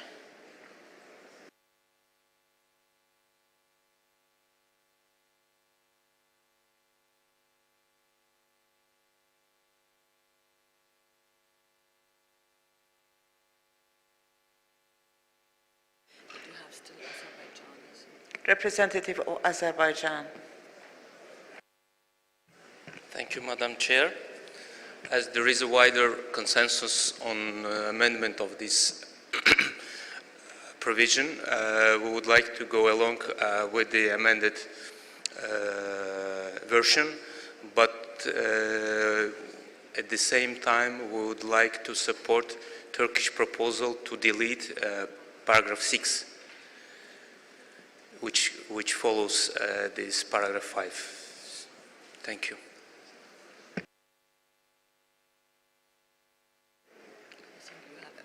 Thank you very much. Representative of Tanzania.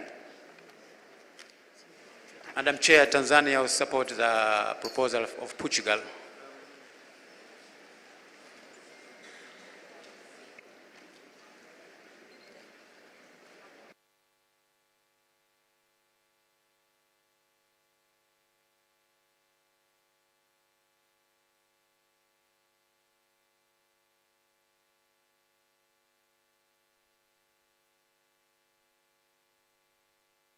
Representative of Philippines. Thank you, Madam Chair. We support Portugal's position on that of the fact-finding, that it should be following the nomenclature in the operational guidelines. Thank you. Thank you very much.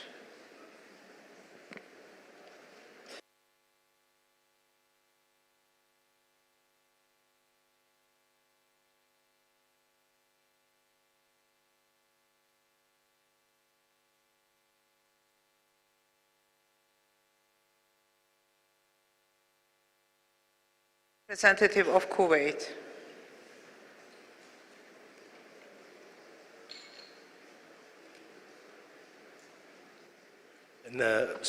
شكرا سعادة الرئيس. إن الوفد الكويتي يؤيد المقترح رقم 5 المقدم من جمهورية لبنان، وأيضا يقترح بتسميتها أنها تكون بعثة استشارية. شكرا.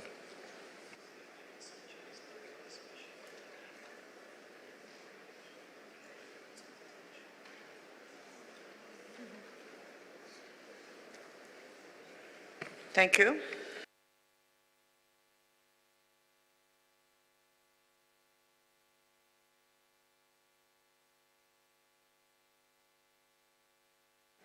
I see no more requests for the floor, so we can move to the draft decision as amended, and we will go one by one.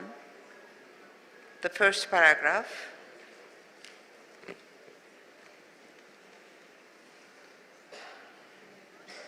I see no objection. Adopted. Second paragraph. No objection. Adopted. Third paragraph. No objection. Adopted. Paragraph 4 as amended. I see no objection.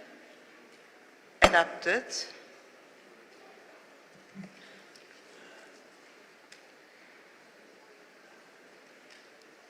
This is paragraph 5, isn't it? Paragraph 5. The majority is in favor of the amendments made by Lebanon, Portugal, Finland, Poland, to keep the paragraph as amended. Any objection to keep this paragraph as amended?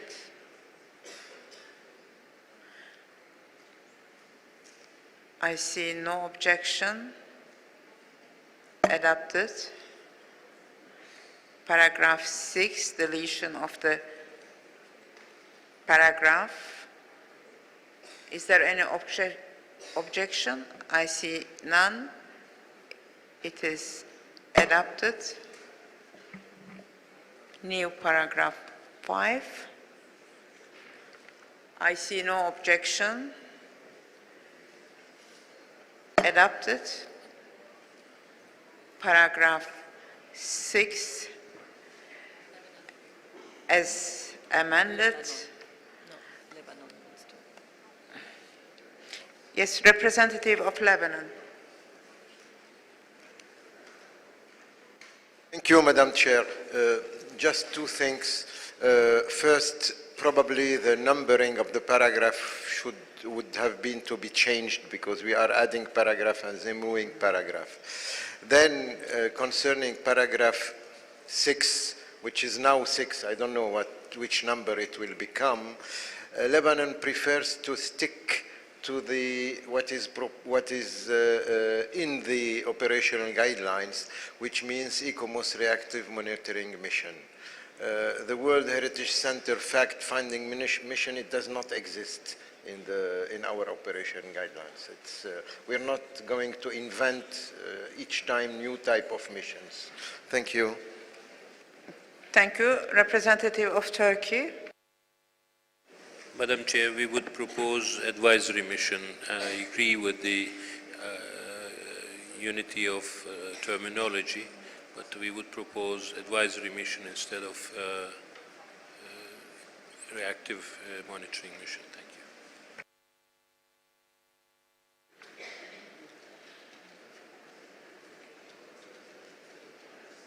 Thank you. Thank you.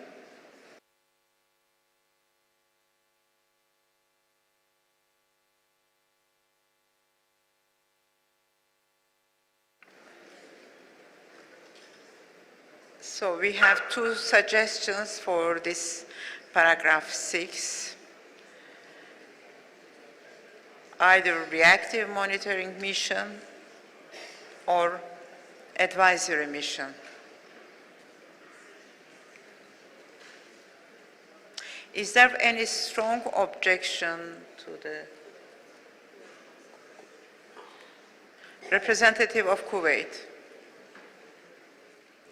شكرا سيدة الرئيس. نود ما نؤيد ما ذهبت إليه تركيا بالبعثة الاستشارية بدلا من الرياكتيف مونيتورنج. شكرا.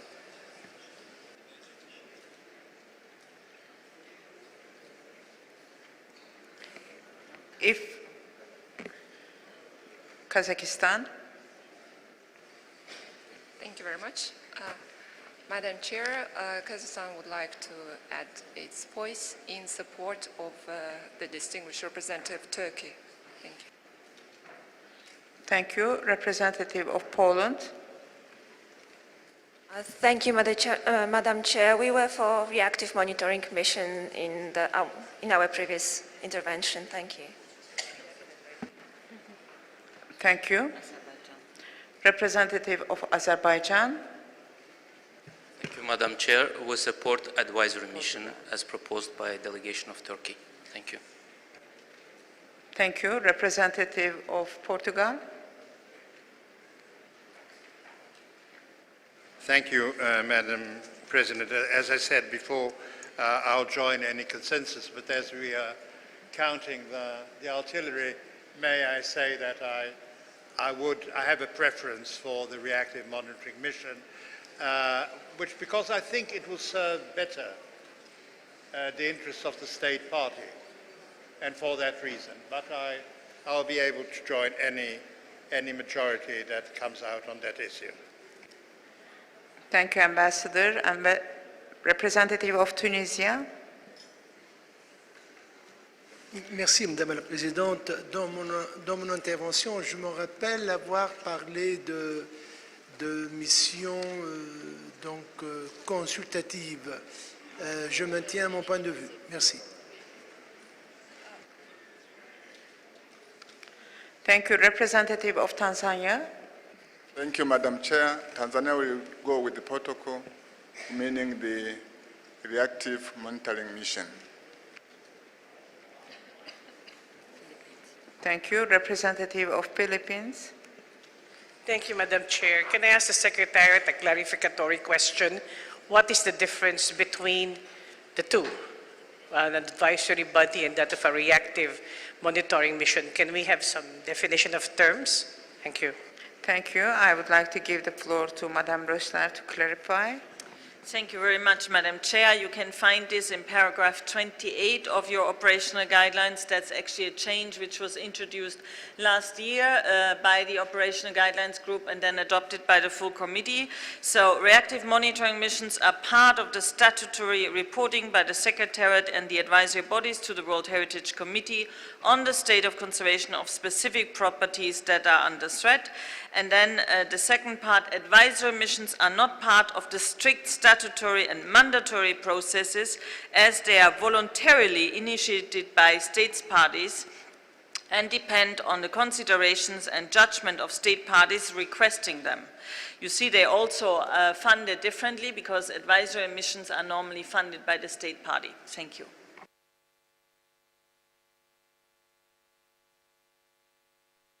Thank you. Representative of Finland. We find the reactive monitoring mission more sufficient in this case. Thank you. Thank you.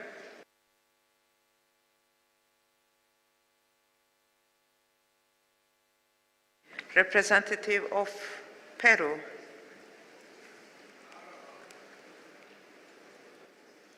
Gracias. Después de la explicación dada por la Secretaría y dada el contexto del proyecto de decisión y teniendo en cuenta que es el comité el que va a definir el envío de una misión estatutariamente, me da la impresión que lo que corresponde en este caso es una misión de monitoreo reactivo. Pero al señalar esto quiero indicar asimismo que, como lo ha señalado la Secretaría, las dos misiones tienen un carácter cooperativo. No es que una sea de mayor o menor supervisión, sino que ambas tienen esa característica de colaborar con el Estado parte para adoptar las decisiones más convenientes y de mayor sostenibilidad para la preservación del bien. Gracias, señora Presidenta.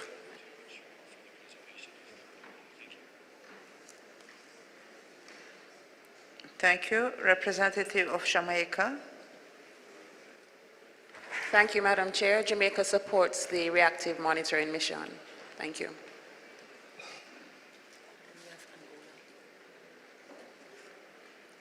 Representative of Angola. Thank you, Madam Chairperson. We would like to support the reactive monitoring mission and also to support the comments made by the distinct delegates from Peru.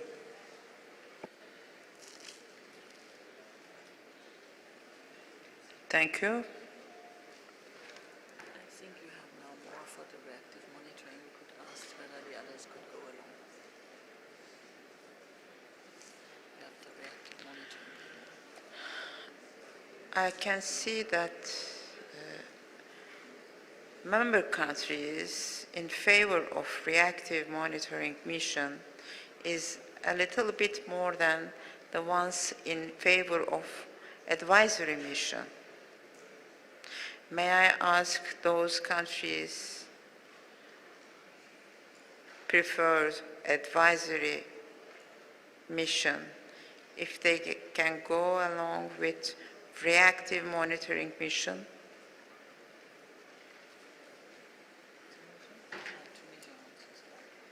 Representative of Tunisia. La Tunisie rejoint le consensus. Turkey. Madam, we would not have any problem with the consensus either. We trust Pakistan will receive both missions with equal attention. Thank you very much. So we can continue. Paragraph 6, whatever the number, paragraph 6. Is it acceptable as it is amended? I see no objection. Adopted. Paragraph 7.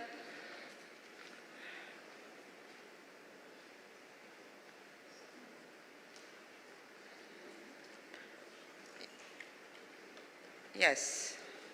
Paragraph 7 as amended. Is there any objection? I see none. Adopted.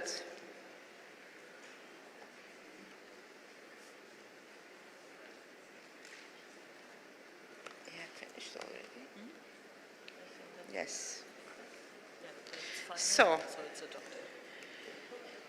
if there is no objection, I declare decision 40-7B 43 adopted as amended.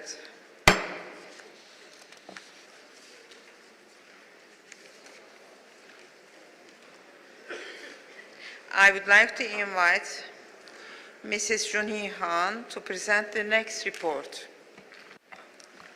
Thank you, Madam Chairperson. A summary of the conservation issues for the property historical monuments at Makli, Tata is available in working document 40-7B ed on pages 56 to 60 of the English version and pages 59 to 63 of the French version. The report on the state of conservation working document was prepared on the basis of findings and recommendations of the Joint World Heritage Center ICOMOS reactive monitoring mission undertaken to the property last April.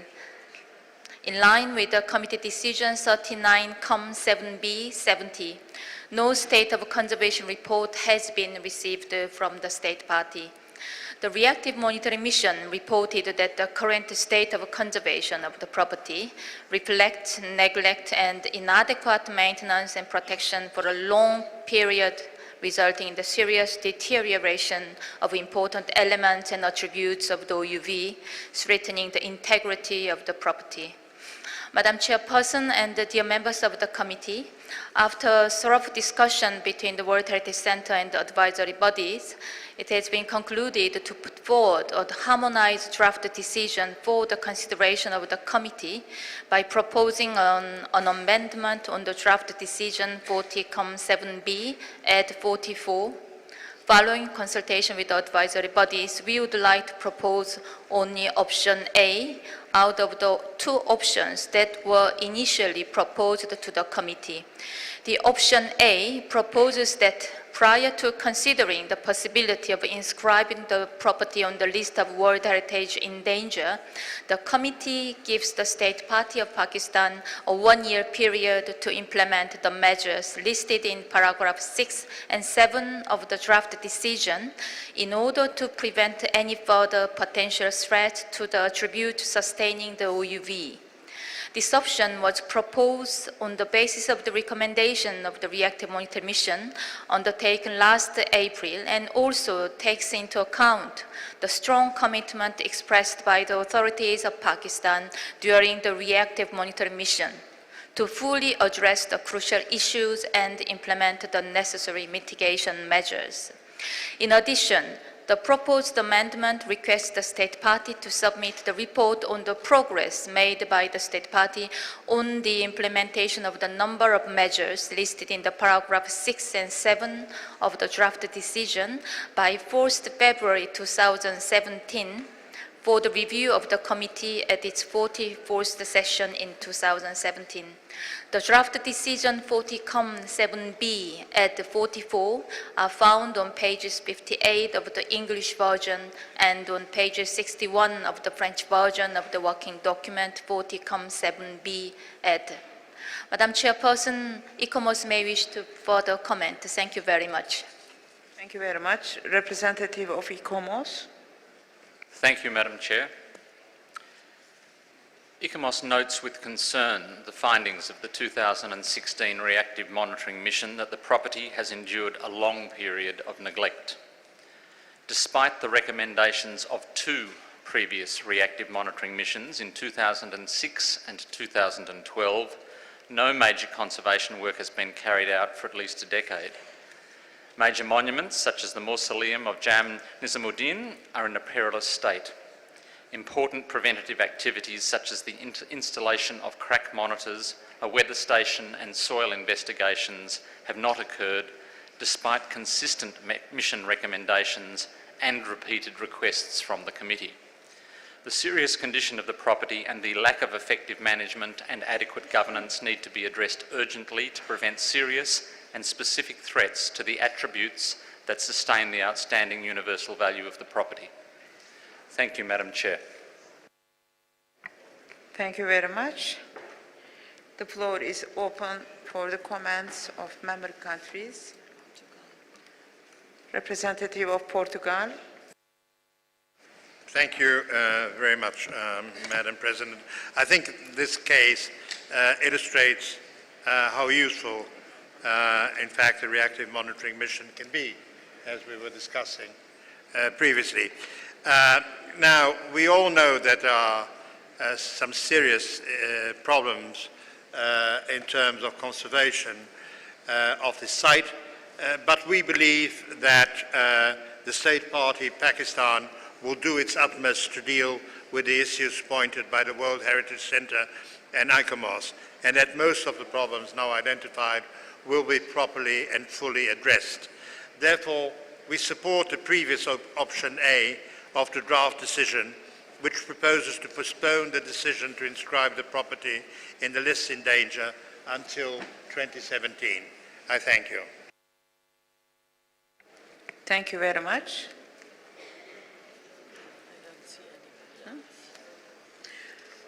I see no more requests. Representative of Tanzania. Madam Chair, the United Republic of Tanzania call upon the committee to decide on option A.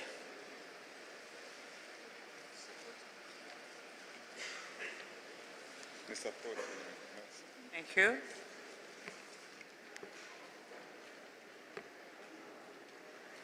I see no more requests.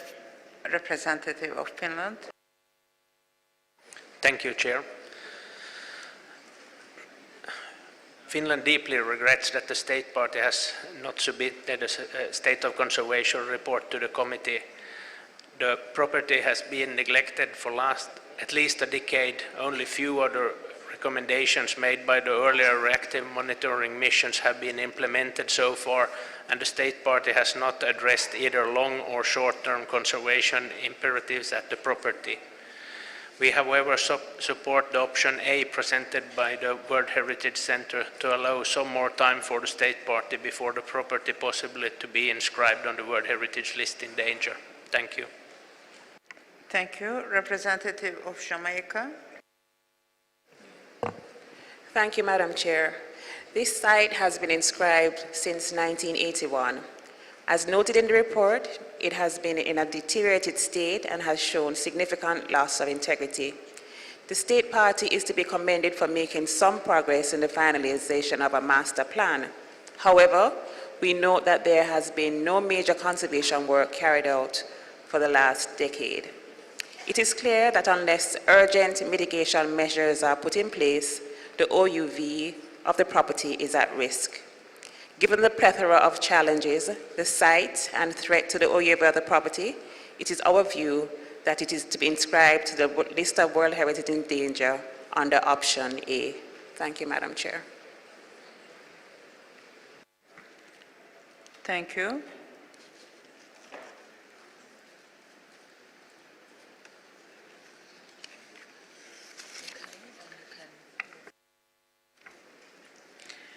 I see no more requests for the floor. I give the floor to our rapporteur, Mrs. Jo, to present the draft decision 40-COM 7B 44. Thank you, Madam Chair. The committee actually has the printed out version circulated of the draft decision regarding the historical monuments at Makli, Tata, Pakistan.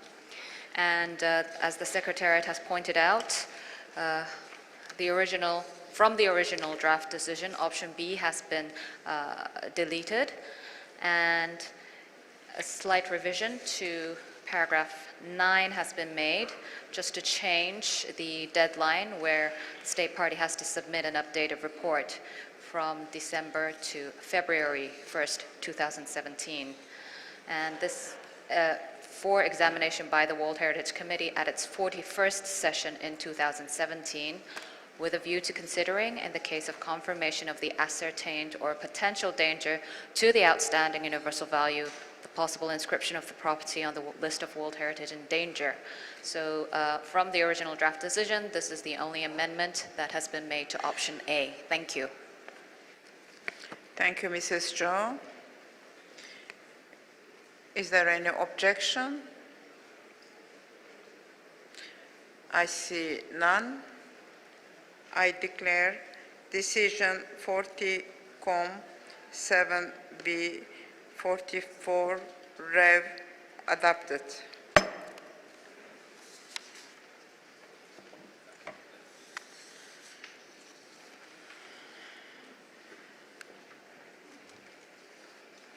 I now invite Mr. Fang Zheng to present the next report. You have the floor. Thank you, Madam Chairperson. The next site, the cultural heritage site from the Asia-Pacific region, is Old Town of Galle and its fortification in Sri Lanka. A summary of the conservation issues for this property can be found in working language 40-COM 7B on pages 78 to 81 of the English version and pages 81 to 83 of the French version.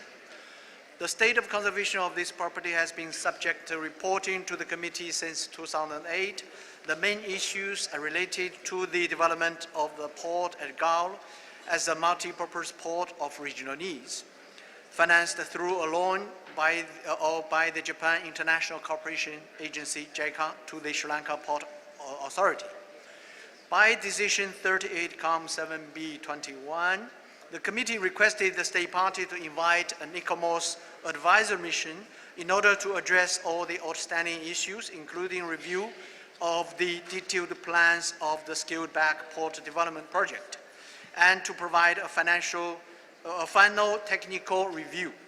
However, this advisory mission was not organized in 2014 and 2015, and working document 44 consequently advised the committee to request Sri Lanka to invite a joint World Heritage Center ICOMOS reactive monitoring mission, which is reflected in paragraph 6 of the current working document.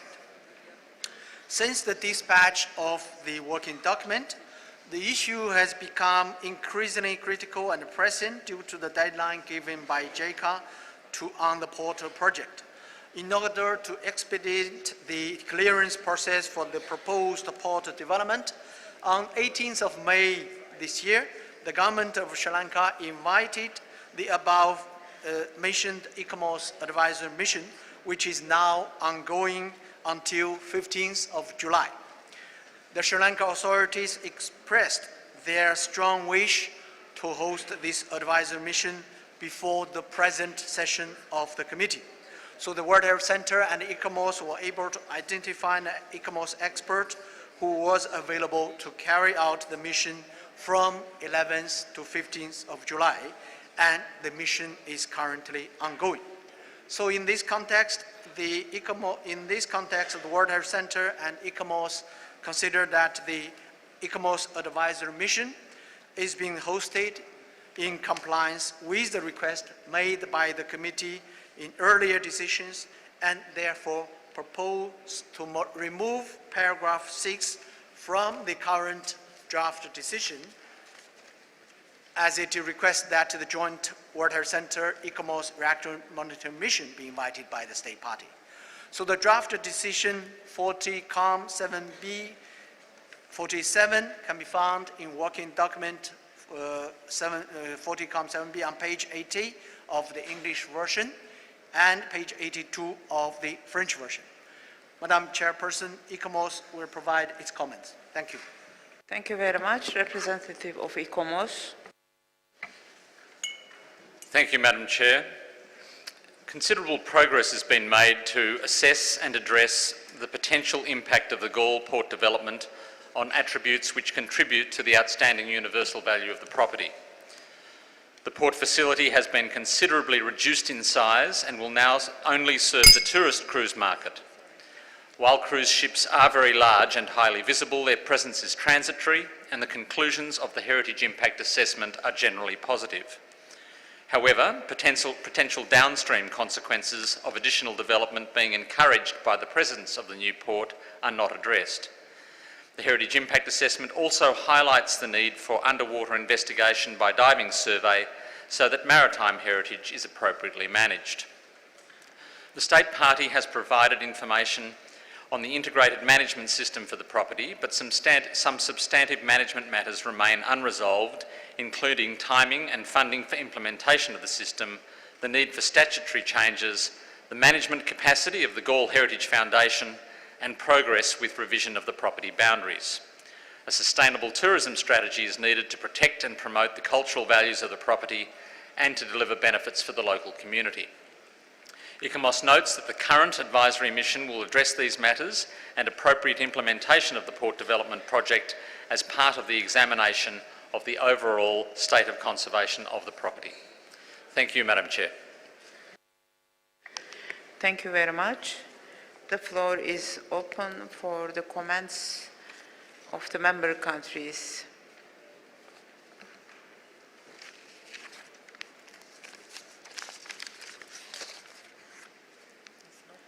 No, yes. I see no request for the floor. Representative of Portugal. Thank you very much, Madam President. As a representative of a country that has for 500 years kept very close relations with Sri Lanka, I think that I will have to say something. And to commend the State Party for having scaled back the Galle port development, and we trust that in the future the project will comply with the Heritage Impact Assessment that has been prepared. Nevertheless, the major issue remains in the context of the project, and it has to do with its impacts over maritime archaeological remains. The appointment of a marine archaeologist to closely observe the impacts of the project is a proposed good practice that should be followed. And in this context, let me state that Portugal, as a state party to the 2001 Convention, and recalling its rule number 8, that underlines the importance of international cooperation in terms of underwater cultural heritage, I would like to say that archaeologists, maritime archaeologists from Portugal would be very interested in cooperating in the development of this project. I thank you. Thank you very much, Mr. Ambassador. I see no more requests for the floor. Representative of Turkey. Thank you, Madam Chair. We appreciate the State Party's responses to the committee decisions, in particular to the efforts of conducting a heritage impact assessment, generating a management plan, and rescaling the port. Due to the recent underwater archaeological discoveries in the bay to the east of the Old Town, which is marked as the ancient port in the maps, ICOMOS requested extension of the buffer zone boundaries as providing the inclusion of these areas. However, State Party rejects these recommendations on the ground that the area is not considered representative of the value of the property and it's already protected by provision. Even it does not bear any value associated to the OVV of the property, the historical continuity and an archaeological reserve is evident. Therefore, inclusion of the area into the buffer zone could contribute to the property's better evaluation in its environmental context. We inferred from the draft decision that ICOMOS is now satisfied with the explanations regarding buffer zone because the request for the enlargement of the buffer zone is not included in this decision, unlike to the previous one. We would be grateful if the advisory body clarify whether this recommendation is still relevant or not. And also we consider that conducting a heritage impact assessment will only be meaningful once its recommendations are taken into considerations. Therefore, we support draft decision in which further assurances are demanded in this regard. However, we do not see any need for a site mission, as the issues of today are very much related to the documentation and no physical threat is a matter of question today. Thank you very much, Madam. Thank you very much. Representative of Poland. Thank you, Madam Chair. The delegation of Poland would like to congratulate the State Party of Sri Lanka and thank for a significant reduction of the scale of the development project of the port of Galle, together with its simultaneously change in the nature of the investment. Furthermore, we would like to express our interest in the heritage impact assessment prepared by the State Party and ask for a wider dissemination of this document as a good practice example. Thank you. Thank you. Representative of Philippines. Thank you, Madam Chair. Philippines commends Sri Lanka for its current efforts in protecting the outstanding universal value of the old town of Galle and its fortifications. We note that the integrated management system is on the right track in balancing heritage conservation efforts with port and harbor development. We fully support the recommendation to observe impacts on Galle's marine archaeological treasures pending the conclusion of the integrated management system. This action should forecast and prevent any positive, negative effect of Galle's underwater heritage. Finally, we welcome the invitation extended to the Joint World Heritage Center ICOMOS reactive monitoring mission to fully examine the effectivity and to ensure the success of the proposed conservation plan for the property. Thank you, Madam Chair. Thank you. I see no more requests for the floor. I now invite you to adopt the draft decision 40-7B47, which, yes, Secretariat would like, ICOMOS would like to add some information. Thank you, Madam Chair. I think it is appropriate that I respond and answer the questions, the specific questions that were asked by the Honourable Delegate for Turkey. Firstly, in terms of clarification, as the Centre pointed out in the opening remarks, the mission is taking place, an advisory mission at the request of the State Party is taking place right now, and so the mission experts are there. The boundary clarification issue is one of the matters that is being considered by the mission, so it is not omitted. The previous decision of the committee stands, and while ICOMOS does note the view of the State Party that the maritime archaeological resources are not related to the values for which the property is inscribed, we share the view that that does not preclude them being included within the buffer zone. That will be a matter for advice from the mission. We also agree that it is important not only to have undertaken a thorough and professional heritage impact assessment, but that the recommendations, including the appointment of the maritime archaeologist, should be implemented. Thank you, Madam Chair. Thank you. We can now move to the adoption of the draft decision 40-7B47 concerning this property.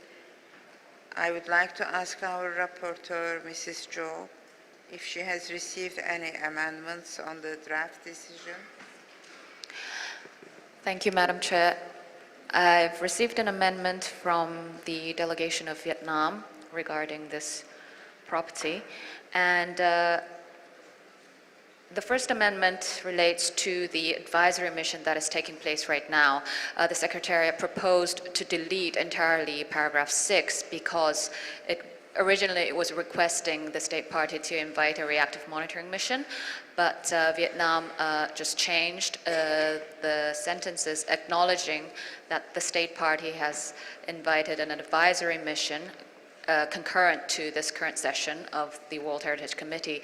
I would just like to strike out a joint World Heritage Center part, because we have confirmed that it's just an ICOMOS advisory mission that is taking place right now. So the paragraph would read, acknowledges that the state party has invited an ICOMOS advisory mission concurrent to the 40th session of the World Heritage Committee in order to consider the plans for the port project prior to its adoption and to examine the overall state of conservation of the property, and further request the state party to provide large-scale plans and high-resolution photomontages of the port project for examination by the advisory mission.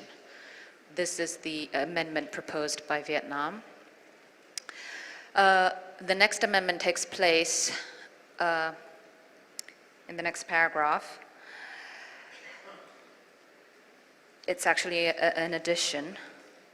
Allows the state party to commence the port project before the expiry of the funding timeline for the project in May 2017 in the event the advisory mission report confirms that the state party has complied with the recommendations of paragraphs 4 and 5 above.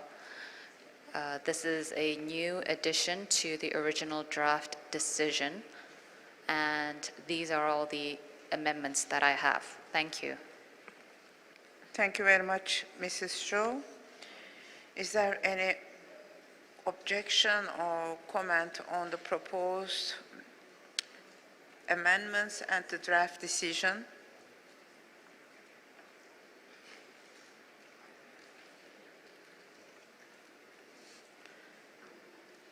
I see none. I declare representative of Lebanon. Thank you, Mrs. Chairman. I would like only to ask it's an information. I would like to ask the center if such a disposition as inscribed in amended paragraph 7, which is allowing the state party to commence a project based on an advisory mission report before it comes back to the committee. Is there any precedent? Is there any precedent that in the committee where we accepted such a situation, or is it a new precedent?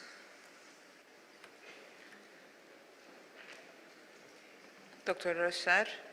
Thank you very much, Madam Chair. Not to my recollection, but I would need to check the records because my memory may be also fading, but I cannot remember such a wording in a previous draft decision. Thank you. Thank you.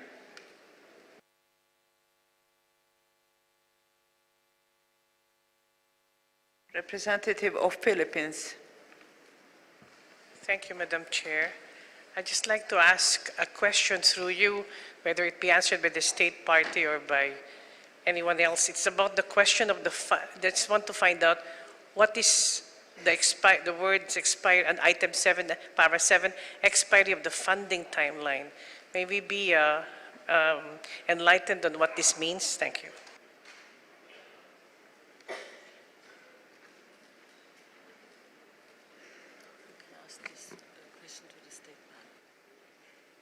Thank you.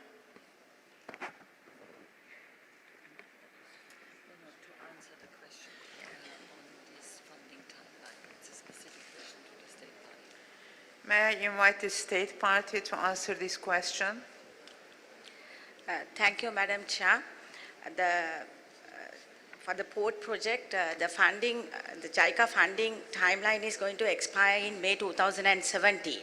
So Sri Lanka wishes to express its gratitude to the World Heritage Center and ICOMOS for arranging the advisory mission to Galle Fort, and we note that the outcome of the heritage impact assessment and the scale impact of the project has been considered largely positive by the committee. In this respect, Sri Lanka wishes to reiterate that we are fully committed to preserving the outstanding universal value of the heritage property, and we are in the process of setting up mechanisms to implement the recommendations of the heritage impact assessment. The ICOMOS advisory mission currently in Sri Lanka is discussing the outstanding issues with the state party, and we will share with the mission expert the integrated management plan, timeline for its implementation, as well as the sustainable tourism strategy. These documents will be finalized together with the observations of the mission expert and will be submitted to the World Heritage Center shortly.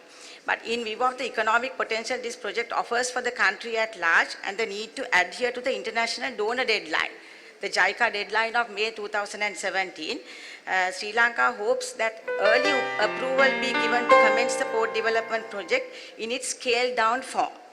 The funding timeline expires in 2017, as I have said.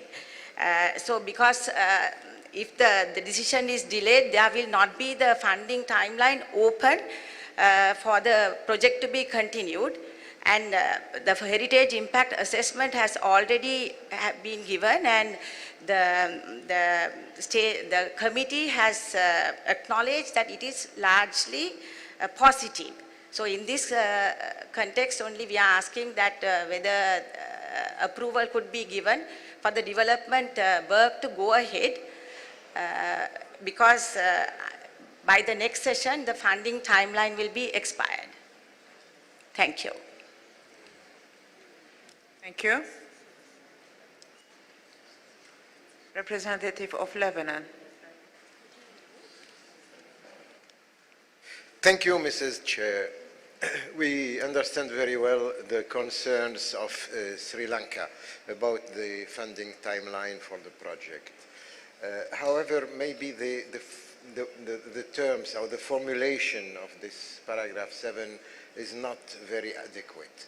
May we just postpone the adoption of this recommendation just to find a formulation for the paragraph 7 which keeps the possibility for the state party to use the funding, the Japan funding within the timeline, and in the same time that goes better with the usual way in our committee we write the recommendations.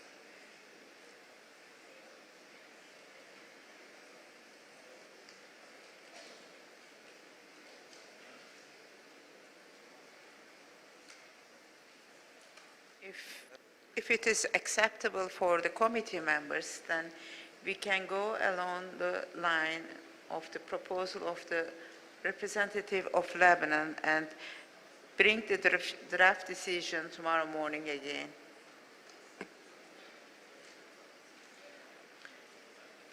I see no objection. Representative of Peru.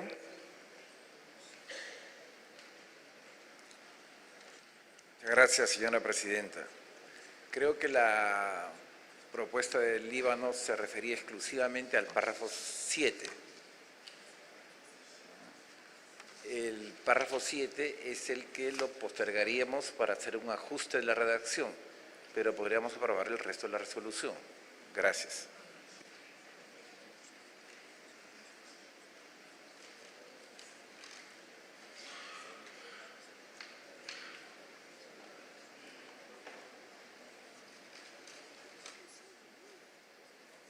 Ambassador, we can adopt the rest of the paragraphs, but anyway, this draft decision will remain open for tomorrow, as we will not be able to adopt this draft decision as a whole.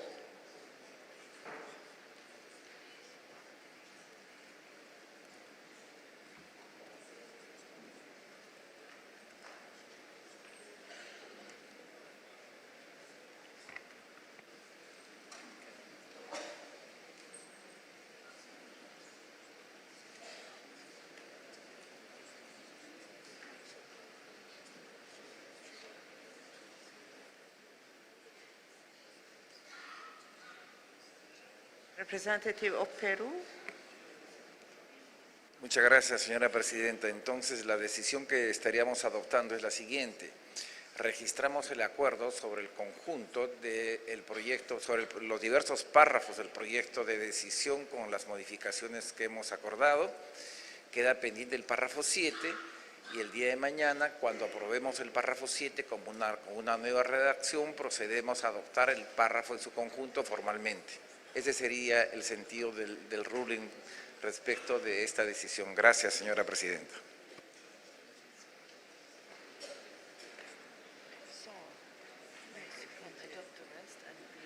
Let us continue with the rest of the draft decision.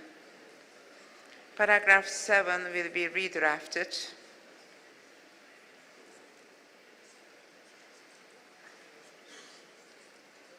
Paragraph 8. Any objection? I see none. Adopted. So we will come back tomorrow morning.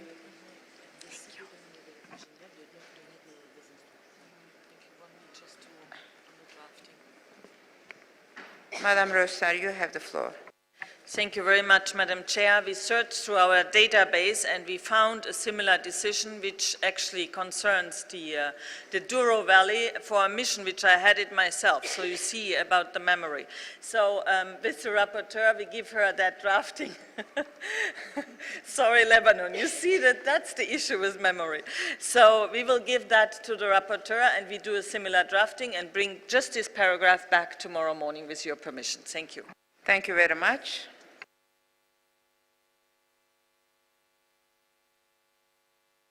We can move to the next report. I now invite Mr. Fang Zheng to present the next report. Okay. Thank you, Madam Chairperson. The next site is concerning the historical center of Shakhrisabz in Uzbekistan. Details of the main conservation issues identified for the property are summarized in working document 7B add on pages 60 to 63 of the English version and pages 63 to 67 of the French version. The committee in last year's decision 39-7B-74 expressed its concern about and urge the state party not commence any work on a state-run project and halt any ongoing projects until the necessary assessment and reviews had been carried out. At the invitation of the Ministry of Culture and Sports of Uzbekistan, the joint World Heritage Center ICOMOS reactive monitoring mission went to the property from 28th to 31st of March this year. The mission observed that the state party has not complied with the request expressed earlier. Indeed, the mission discovered that major interventions have already been carried out, involving the demolition of buildings in some 70 hectares of the center of the medieval quarters, 30% of the urban fabric located within the boundaries of the property, which at the time of inscription was considered to bear witness to centuries of the city's history and to reflect town planning practices and the social cultural identity of an important historical period for Shakhrisabz. Old residential areas, historical urban layers, and buildings from 20th century have been demolished and replaced with tourist kiosks and a modern theme park. This process has involved alterations to the network of old roads, old streets, the removal of traditional vegetation and green areas, the replacement of traditional water management systems, and destruction of some period houses. These interventions have brought about irreversible changes to the original appearance of the historical center of Shakhrisabz, the setting of the architecture monuments, and the overall historical town planning and traditional houses. Next slide. So this can be clearly observed on the the current PowerPoint slides shown to the committee, where the scale of the destruction and the reconstruction is clearly visible from 2013 to current period, along with the altered appearance of the historical center. The serious negative interventions noted by the mission were summarized in the current working document. Additionally, in terms of management, the mission noted that the Board of Monuments has a limited role within the development program, and also noted that the absence of comprehensive management plan, which has been requested by the committee since 2014, is still absent. We also noted further information provided by the state party on the consultation meetings involving different stakeholders for the development and finalization of this management plan before end of this year. Taking into consideration that the ongoing tourism development and the reconstruction projects have direct impacts on the historical urban fabric of the property, that these projects also seriously impact the property's authenticity and integrity. Further, that there is currently no comprehensive conservation and management plan for the property. It is recommended that the committee immediately inscribe the property on the list of World Heritage in danger in accordance with paragraph 179 of the operational guidelines. This first step would allow for a thorough assessment of the extent to which the OUV of the property has been impacted. This evaluation would also allow to determine whether comprehensive mitigation measures can be defined to reverse the threats to the property's OUV in collaboration with key national and international stakeholders, or whether the works carried out have irreversibly damaged the attributes that sustain the OUV, and notably the property's authenticity and integrity to such an extent that their impacts cannot be mitigated and that the property should be considered for removal from the World Heritage List. The World Heritage Center, ICOMOS, and ICRO also recommend that the state party invite a joint reactive monitoring mission of World Heritage Center, ICOMOS, to further investigate these questions. Finally, where the World Heritage Center and advisory bodies welcome the steps taken towards the development of the management plan for the property by the end of the year, we still consider that threats remain for the property.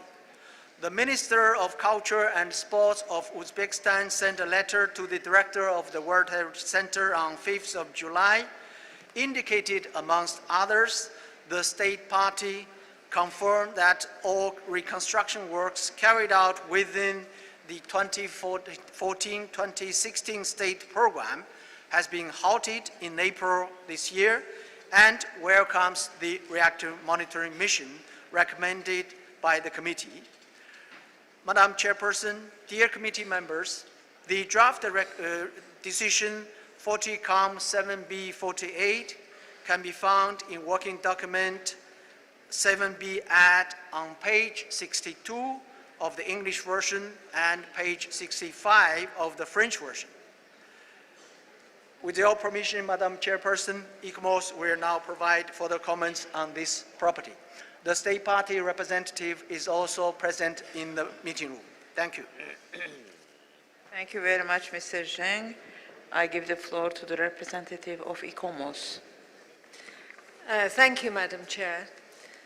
The property of Shakhrisabz was inscribed on the World Heritage List for its collection of exceptional monuments as well as its ancient urban quarters, which bear witness to centuries of history and particularly to the period of its apogee under the Empire of Timur in the 15th century, when it was a center for scientists and artists.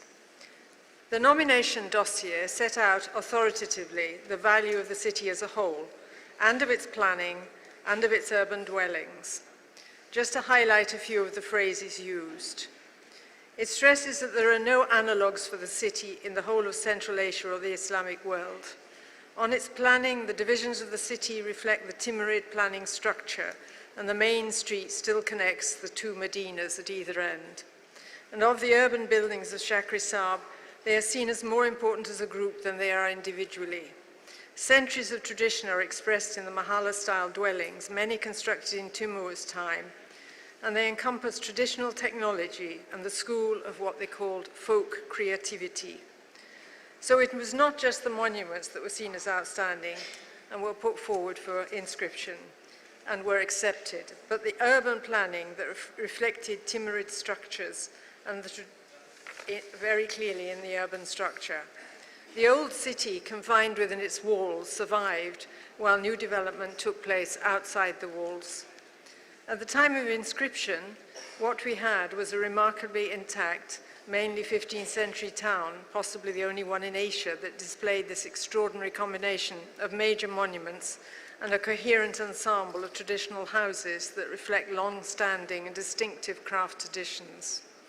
The issue is now how much remains, as a considerable part of the traditional urban fabric has been demolished, some 70 hectares. How far has the OUV been eroded? How far is its planning can be considered to be still intact? A reactive monitoring mission is urgently needed to carry out this assessment to see whether the attributes of OUV survive and how far the urban center can still be seen to have coherence and integrity and reflect the OUV for which it was inscribed, or whether the damage inflicted is so extensive that it cannot be mitigated. Thank you, Madam Chair.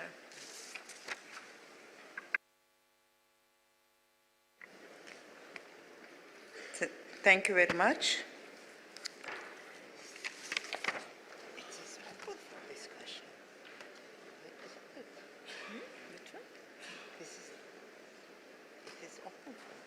This one, yes, this one. I now invite the members of the committee to make their comments. Representative of Lebanon. Yes, thank you, Mrs. Chair. When we look at the picture we have seen, we cannot be but sad, and we cannot feel but ashamed. The monuments and buildings of Shakhrisabz are a testimony to the architecture and city planning of the Timurid period, says the inscription dossier. It also said in 2000, the historic center has retained its original appearance. Most of the buildings and decorative art have been well preserved and are in their original state, and care has been taken in restoration works to ensure the use of traditional materials and techniques. Moreover, the historic center of Shakhrisabz was designed as a monument of significance to the Republic in 1973, and it was entered on the list of historic towns under resolution number 339 of the Council of Ministers of Uzbekistan in 1973 also. It seems today all this has been forgotten. I don't know what remains from the OUV of the city. When you look at these images, these violent destruction, it is like if a war has passed here. This reminds me of the pictures of Beirut, of the center of Beirut, demolished after the war and due to the war. Clearly, I think that the OUV of the property is probably has probably disappeared. So the reactive monitoring mission should go there. We should inscribe the property on the World Heritage List in danger. The reactive monitoring mission should go there, and probably try to find a way, maybe, to change completely the OUV of the property, maybe just keep the monuments and remove all the rest. Instead of having a city, it will become monuments or a series of monuments. I don't know. But the situation is very sad. Thank you. Thank you. Representative of Poland. Thank you, Madam Chair. We must admit that we are alarmed by the findings of the Reactive Monitoring Mission. Developments and reconstructions of such a negative impact on the authenticity and integrity of the property as a whole and on several individual buildings, historic buildings. Well, hoping that the property still has outstanding universal value, Poland supports inscription on the World Heritage List in danger and adoption of the decision as originally drafted. Thank you. Thank you. Representative of Portugal. Thank you, Madam President. I must say that I'm flabbergasted with what I heard and what I've seen. As I mentioned before, the inscription of a property on the World Heritage List requires from the state party whose site is inscribed on the list the responsibility of preserving its outstanding universal values for future generations. This has not been the case. This was the deliberate work of man, and disqualified interventions have caused irreversible changes to the site and the destruction of outstanding historical heritage. It is not the case, as we saw before, of conflict or natural disasters that have destroyed this precious heritage. It was a deliberate action by irresponsible individuals. For this reason, we cannot but agree with the inscription of the property in the list in danger, and do hope that next year better news are brought to the attention of this committee.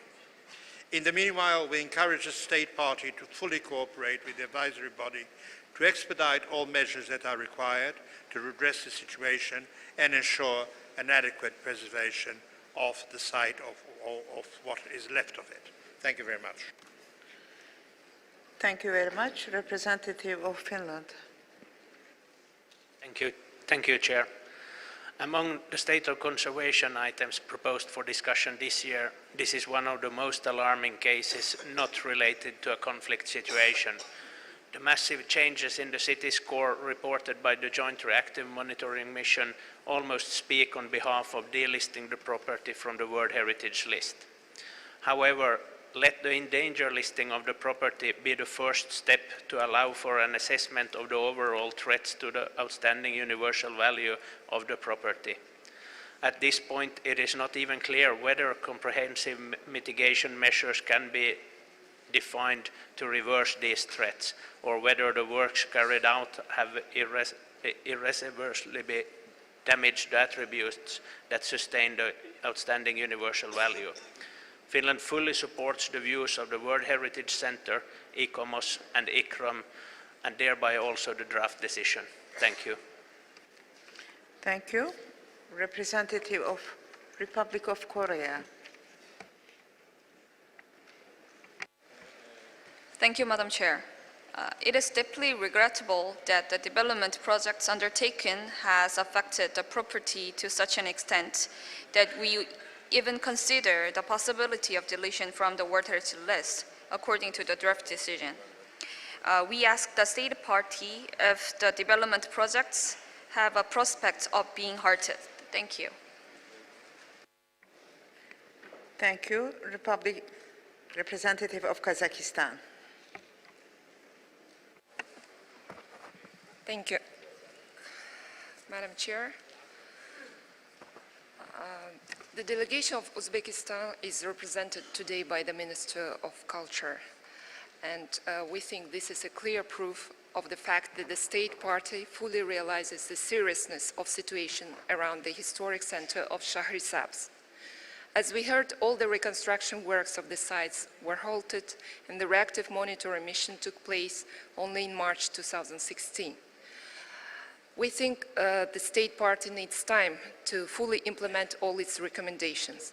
Considering that, as well as the fact that this item appeared on the agenda of the committee for the first time, we propose not to inscribe it to the World Heritage List endangered during this session.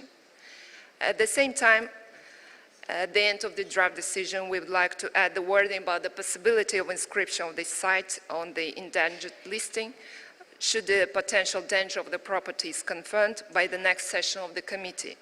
We hope this will send an alarming signal to the authorities of the state party, and we fully support the initiation of another reactive monitoring mission to the site.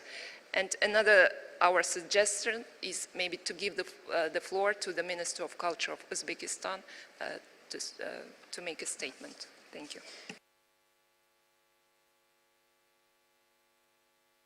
Thank you. Representative of Jamaica. Thank you, Madam Chair. Jamaica notes with deep regret the actions of the state party as reflected in the documentation provided. Issues such as the ongoing demolition of up to 30% of the originally inscribed property, rebuilding of major monuments without approved plans and HIAs, along with the non-compliance with decisions from previous committee sessions, all lead to a negative impact on the OUV of the site. We fully support the draft decision of the World Heritage Center and urge the state party to engage the World Heritage Center and ICOMOS in addressing the concerns raised. Thank you. Thank you. Representative of Peru. Muchas gracias, señora presidenta. Muy breve. El informe presentado por el órgano consultivo nos muestra de manera fehaciente que el BUE está comprometido y está comprometido en un grado que puede poner en el futuro en cuestión la permanencia del sitio en la lista, razón por la cual evidentemente el Perú concurre con las demás delegaciones que se han manifestado a favor de la aprobación del proyecto de decisión presentado por el órgano consultivo. Gracias, señora presidenta.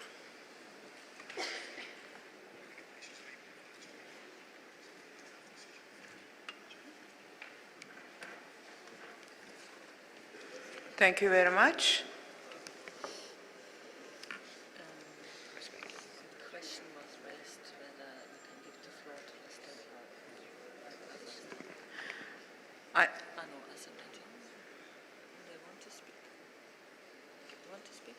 Representative of Azerbaijan. Thank you, Madam Chair. We fully share concerns of the mentioned in the report of the reactive monitoring mission and also sentiments mentioned by previous speakers about the irreversible damage occurred in the city because of the projects, namely demolition and rebuilding activities that potentially impact negatively the OUE. But at the same time, we welcome the readiness of the state party to invite reactive monitoring mission and to work hand in hand with the center and advisory bodies to mitigate the adverse impact of the development projects. Taking into account the presence of the Minister of Culture of Uzbekistan, we would like also to ask the Chair to give the floor to the Minister to express their position and to give us more information about the efforts and activities done by the state parties so far. Thank you. Thank you. Representative of Turkey. We share the concerns of ICOMOS and other state parties on the negative impacts of tourism development and reconstruction projects on the property. However, we also have realized and understood that the state has really started some measures, and they have stopped further reconstruction in the area. So we also suggest that there must be a mission, and that rather than being inscribed on the World Heritage in Danger, 1 more year can be given for the state to reconsider the negative impacts of the reconstruction. Thank you.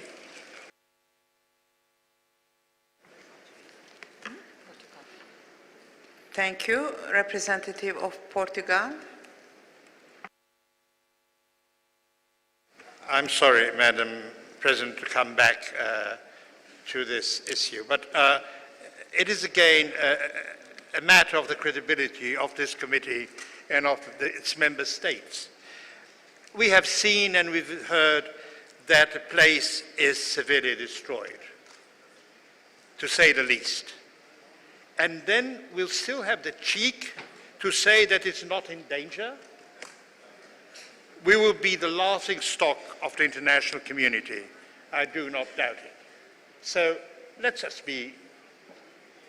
work with some values in mind and look at the reality and what is there and not what we would have wished to be there. I thank you. Thank you very much, Mr. Ambassador. Representative of Tanzania.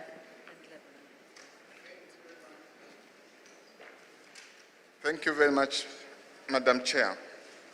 The delegation of Tanzania will also support the distinguished delegates who have already spoken with the view of putting the site on the World Heritage in danger.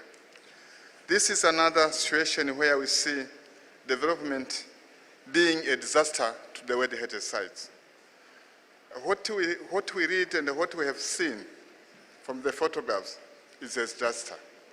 And I do think this is a challenge not only to the state party, but also to the committee. We needed to sit down and reflect, what do we really have remaining as an outstanding universal value? We may have to go to the situation where we may have to delete the site from the World Heritage list, but also may have to think if we can be able to save some part of it and redefine the boundary, or we may have to see whether even putting on the danger list is really helping. So maybe I would go with the inscription on the danger list, but I'm sure the advisory bodies will have a hard work to see with the state party what really can now we do for that site. Thank you, Madam.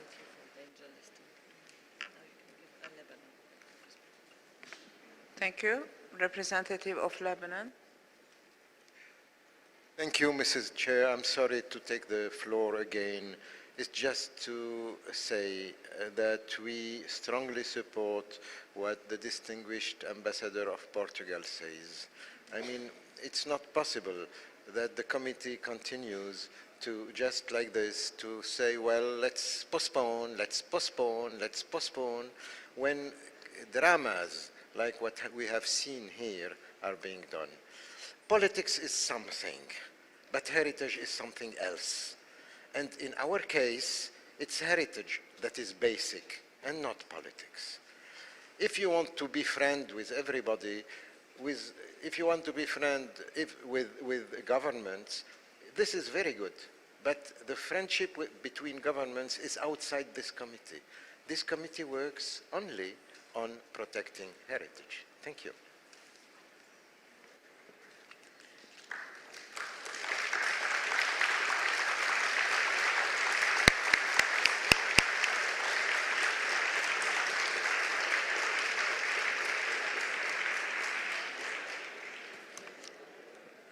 Thank you very much.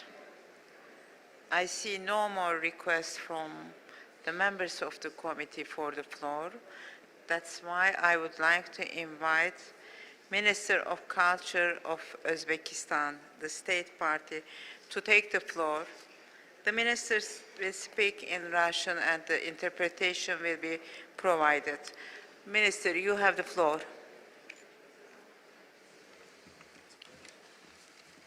Уважаемая госпожа председатель, уважаемые члены Комитета всемирного наследия, дамы и господа. Республика Узбекистан после обретения своей независимости придает большое значение сохранению объектов как материального, так и нематериального культурного наследия для будущих поколений. Пользуясь предоставленной мне возможностью, хотел бы проинформировать членов Комитета об инициативах правительства Узбекистана по охране и развитию культурного наследия, связанного историческим центром Шахрисабза. Основываясь на результате многолетних исследований по влиянию грунтовых вод и техногенных факторов на объекты культурного наследия Шахрисабза, в 2014 году была принята государственная программа. Результаты исследования по оценке влияния на последние архитектурных монументов исторических частей Шахрисабз обсуждались на различных конференциях, организованных в Узбекистане при содействии ЮНЕСКО и Центров всемирного наследия, таких как региональный семинар по изучению влияния грунтовых вод засольные на монументы Центральной Азии. В ходе осуществления государственной программы согласно предыдущим рекомендациям научно-практических форумов на территории исторического центра Шахрисабза внедрены системы дренажа сточных вод, развиты пешеходные маршруты вместо существующих автодорог, возрождены традиционные жилые дома и сады.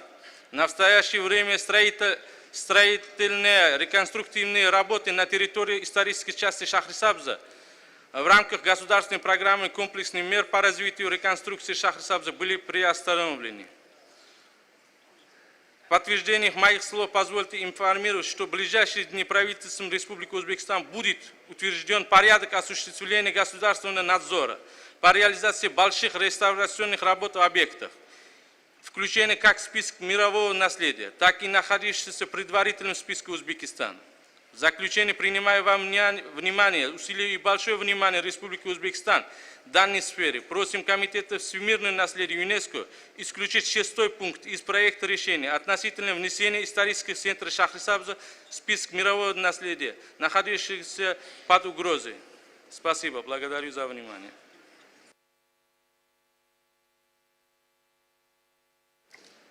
Thank you very much, Mr. Minister. Before moving to the adoption of the draft decision, I would like to ask the Secretariat and ICOMOS if they would like to add something. They have to again? They spoke already. They just spoke. You would like to take the floor again? It's the same country. Okay, you have the floor for a very short intervention. Thank you, Madam Chair. Since Minister not able to speak in English, I will just make some small comments. We, delegation of Uzbekistan, share the concerns of many delegations here, but unfortunately we're a little bit surprised by the photos taken by Secretariat to show. Madam Chair, no one object inscribed to the vault has been touched. The World Heritage objects untouched. It was the demolition of the old houses which was making impact by the groundwater to the stability of historical monuments. It was the outer roads which are crossing through the historical site been closed and pedestrian roads been constructed in order to avoid technogenic factors to the historical monuments. It's just some comments, Madam Chair. We do hope to understand, to meet your understanding, and we are ready to receive a reactive monitoring mission to work in dialogue with the experts, with international expertise, to continue to preserve these historical monuments in the historical center of Shakhrisabz. Thank you very much for your attention. Thank you. Representative of the Secretariat will take the floor.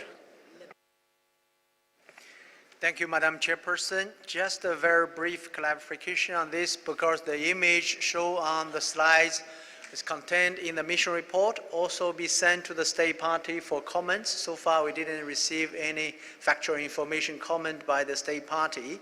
And during the mission, we also reviewed all the information available from the state party for the mission team. And that's all the recommendations, summary were contained in this mission report. So as you can see, the working document in front of you and also the slides derived from this reactor monitoring mission report. Thank you. Thank you. Representative of Lebanon. Merci, Madame la Présidente. Encore une fois, je regrette d'intervenir. Mais les éclaircissements qui ont été donnés par l'honorable ambassadeur d'Ouzbékistan ne fait que nous confirmer dans le fait que l'Ouzbékistan, avec son ambassadeur, avec le distingué ministre de la Culture, ont une conception du patrimoine qui n'a rien à faire avec la conception du patrimoine que nous avons dans le cadre de cette convention. Pour ce que le distingué ambassadeur de l'Ouzbékistan a dit, c'est qu'on a préservé les monuments et on a démoli les immeubles et les habitations. Bon, très bien, sauf que pour nous, la valeur universelle de ce bien, ce n'est pas seulement les monuments, c'est tout le tissu historique, y compris les maisons, y compris les habitations, y compris tout le tissu et la morphologie urbaine. Et les monuments font partie de cette valeur universelle. Donc, quand on détruit un tissu historique, on a détruit la valeur universelle du bien. Merci.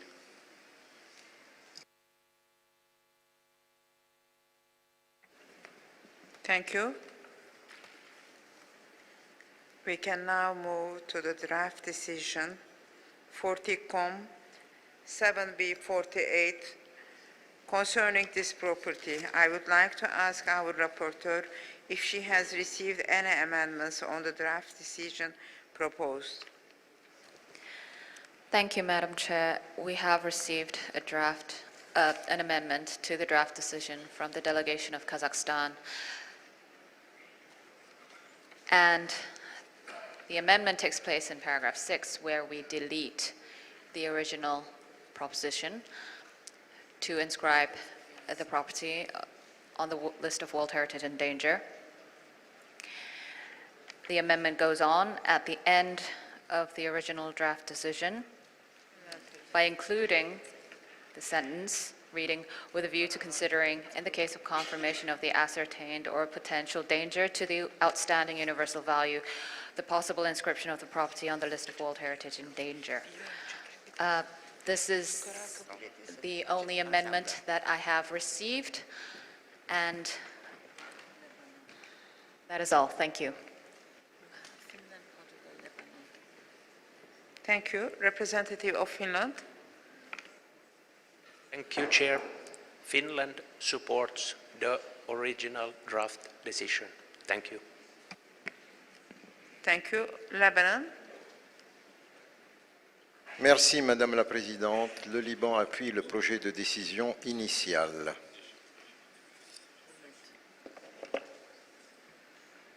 Representative of Portugal. Thank you, Madam President. I would have thought that after all we heard, Kazakhstan would have withdrawn any alteration to the text. That not being the case, we stand with the original version. Thank you. Thank you. Representative of Jamaica. Thank you, Madam Chair. Jamaica supports the original resolution. Thank you. Representative of Poland. Poland supports the original text of the draft of the decision. Thank you. Representative of Peru. Durante las intervenciones, una gran mayoría de países han expresado su apoyo al proyecto original. El Perú lo reitera en este momento, pero creo que ya quedó bastante claro en las intervenciones sobre el texto que una gran mayoría estamos de acuerdo con que se apruebe con el proyecto original. Gracias.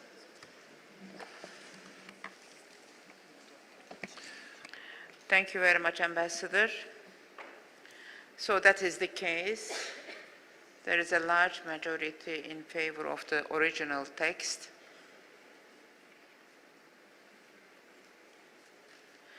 So if there is no objection, I propose that we keep paragraph 6 as it is.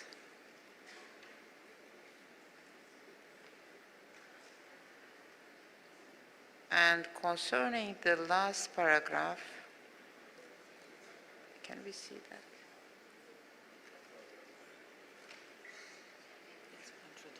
It is contradictory with the previous text, so we delete this part. And as a whole, is there any objection to the draft decision 40-7B48? I see none. I declare decision 40-7B48 adopted. Asked for a statement on Erbil, which we didn't take from Iraq. You want to go to Libya, or you want to do what? It is too late for Libya. Too late, so you can read out this. Okay, good. What about it? They want today, or we can have?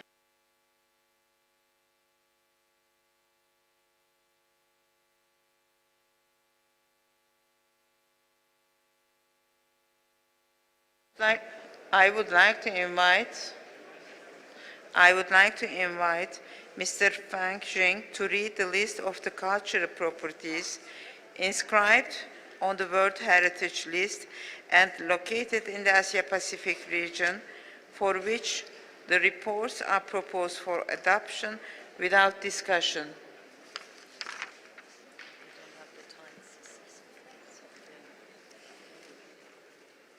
Thank you, Madam Chairperson. I think the following cultural heritage properties for which the state of conservation report and also the relevant draft decisions will be adopted without discussion.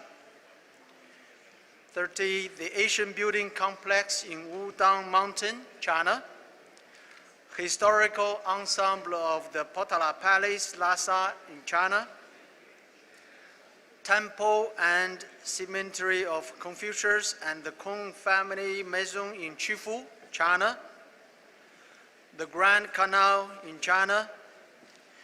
Hill forts of Rajasthan in India. Sangurian early mine site in Indonesia. Masjid Jam of Isfahan in Iran. Shahi Sohata in Iran. Few Asian cities in Myanmar. Lumbini, the birthplace of the Lord Buddha, Nepal. Rice terraces of the Philippines, Cordilleras in Philippines. The Golden Temple of Dambala in Sri Lanka. So that's all. Thank you, Madam Chairperson.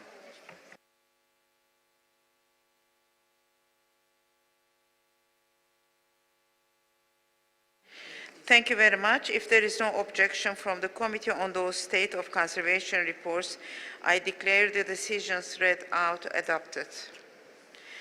Ladies and gentlemen, yesterday, unfortunately, when we were discussing the agenda item on Erbil, Iraq, we didn't see that the Iraqi ambassador asked for the floor.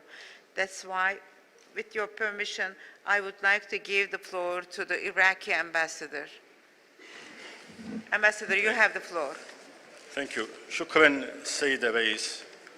ونحن نقبل الاعتذار برحاب الصدر لإتاحة الفرصة لنا مرتين لنتكلم عن موضوع التراث الثقافي العراقي صباحا ومساء.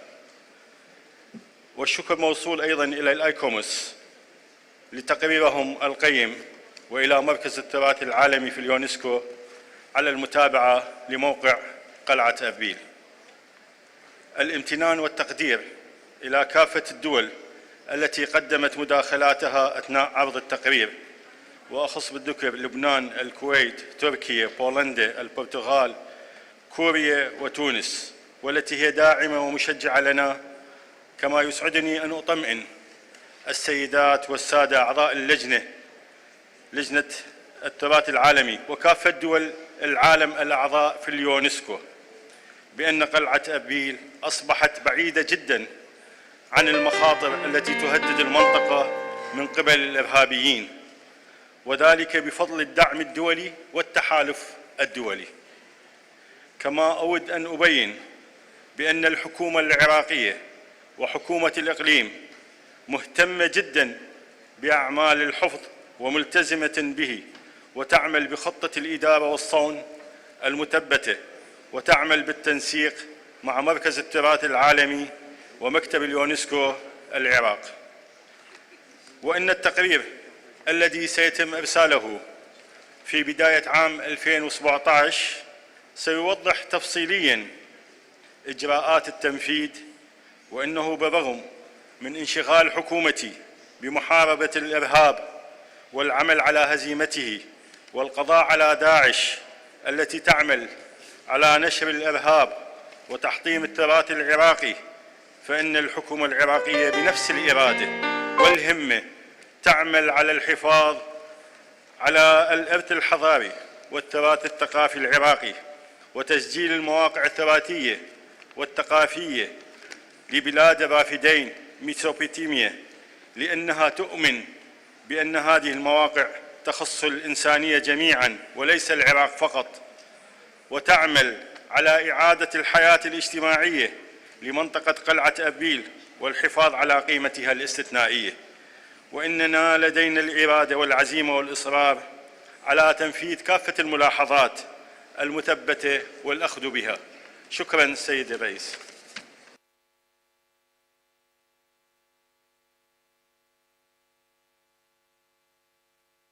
Thank you very much, Mr. Ambassador. Before I adjourn the meeting, I would like to give the floor to the Secretariat for announcements. Thank you very much, Madam Chair. Are there the side events on the screen? Just to announce that there is a side event, an exhibition conserving modern heritage with the World Heritage Convention, organized by the World Heritage Center in the Hamidiyya room, with a presentation of the exhibition at 7 o'clock, and the exhibition itself in the Beasit Hall, and the reception at the Hilton Bosphorus at 7 o'clock with the Hattusha exhibition. And I heard there's also a green machine for the nature experts. Thank you very much. Thank you very much. I adjourn the meeting.